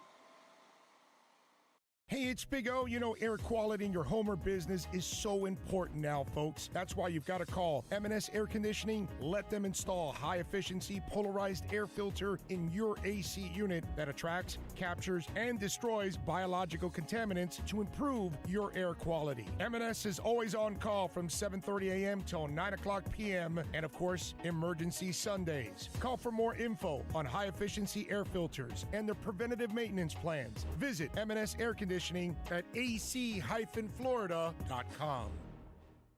Can I get a captain? Captain and what? Captain and ginger. I can't hear you. Captain and ginger. He was a captain and ginger, captain and ginger. He was a captain and ginger. Captain Morgan, official partner of Major League Soccer. Hey, it's Big O for EJD Construction, your custom home builder, additions and home remodeling. Our lives have changed. We're making our homes more of an oasis. Call the right place. Call the right people. Eric at EJD Construction for over 16 years. A-rated member of Angie's List in the Better Business Bureau. 305-433-4843. That's 305-433-4843 for EJDconstruction.com. If you missed Chirping the Cats radio with David Dwork, then you missed this. Through the 2017-18 season, Barkov was 54% success rate in shootouts, 19 for 35. 19 shootout goals through the first 4 or 5 years of his career. Since then, Bupkis. I mean, he used to be the guy that came out with some of the most inventive, crazy moves. You remember that one where he slapped his stick on the ice with just leaving the puck alone for going backhand? I want to say it was on Marc-Andre Fleury. I mean, he's turned goalies inside out. He can use a move more than once. Clearly, somebody told him that about the backhand move. Seems to be the go-to. And I mean, I asked Barkov about it a couple of weeks ago, right before the season started. I asked him, dude, you've been struggling. What's the deal? And he said, yeah, goalies maybe got in my head a little bit. I was thinking that they were reading me. I was trying to read them. Shook his confidence. He said it. Running out of moves is not really an excuse when you've got the skills that you can pull off basically whatever you want. Chirping the Cats radio with David Dwork. Saturday mornings 10 to 11 at OnSideRadio.com. You're listening to OnSideRadio.com. Catch up anytime by downloading the MyTuner Radio app. OnSideRadio.com. South Florida's true hometown station.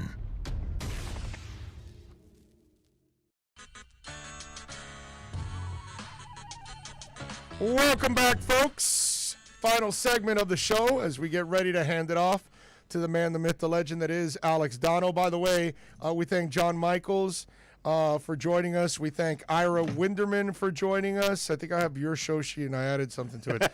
And Josh Tolentino for joining us here on the program. Great work by them. And Tito, as always, by you. Excellent work by you. Dono is coming up next. Dono, I'm sure a subject that you're going to be having to talk about. And these are things, I hate that we have to talk about this kind of stuff because I just want to talk about sports and Isaiah Wilson and the Heat and whatever. And now here's the Myers-Leonard thing. It's awful. And it is just, and can you imagine the feeling that Mickey Arison has right now? Yeah, I mean, Mickey Arison, of course, Jewish. He feels betrayed. Yeah, you have to, especially, knowing that, the organization, there was a little controversy for Myers when he was, the only guy who would stand up during the anthem, and, Right. He was getting defended by people for that, hey, it's everyone's right to make their decision on it, and then you go and betray the owner of your team, and you betray, the entire Jewish community by what you said playing that stupid video game. It's how, and just, the casualness with which he drops the K word, you're watching it, you're like, okay, Yeah. no matter what his apology is going to say later on today, you've got to say, hey, that word is part of your vocabulary. Tito brought up a great point. His pause, he thought about it before he said it. He still said it. Still said it, and said it with a vengeance. Yeah. He added sauce on top of the insult. Yep. He said it with and that's where, come on, man, and you're and you know who you are, you're publicly on video. It's. Yeah, how dumb it, obviously that word is part of his vocab if he's just going to drop it, but how are you still dumb enough to drop it when you know you're playing an online video game and it's going to leak? You say that on, and people know who you are, they know they're playing with Myers-Leonard, that's going to leak. And I hate that it was brought up because I was actually going to bring up the John Shatner stuff, and I did. Papa John. I brought the soundbite. 20 months he's had the N-word out of his vocabulary. Isn't that incredible? He's been working on it. 20 months he's been working on that. Working on it. You got to work on things, bro. That's just, Myers-Leonard and John Shatner. Let's go. Just get in a car, and both of you, why don't you both just drive off the cliff like Thelma and Louise? Oh, Jesus. Anyway, thank you to everybody for tuning in. Thank you for watching on YouTube and Twitch. Stay here. because we will start a new feed, and you will see Alex Dono rocking and rolling for the next 3 hours. He'll carry you till 6. Michael Christian is next. You are listening to OnSideRadio.com. We'll be right back to the Man of the Match with Alex Dono. You can join us on the OnSide Sports Line, 888-441-4623. That's 888-441-4623.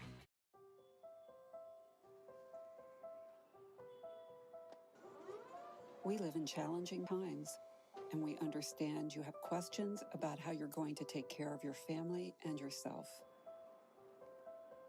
Well, you can trust the Publix is doing everything possible to help.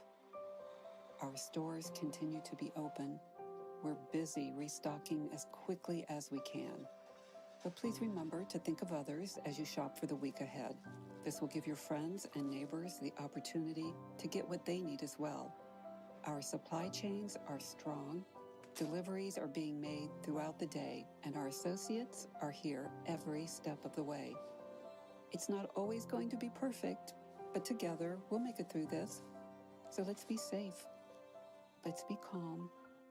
Let's be kind. Visit Publix.com for all the latest information. You're listening to the home of Inter Miami CF. His strike is a decent one. It's fired into the top right corner. Gonzalo Higuain opens his account for Inter Miami. OnSideRadio.com, where the passion for La Rosa Negra runs deep.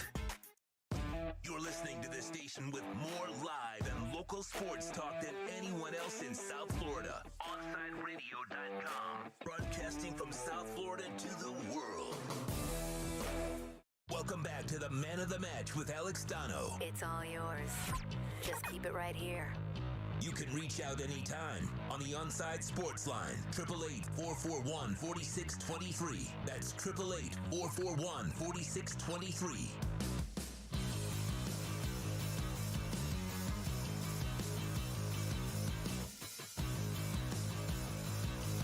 Yes!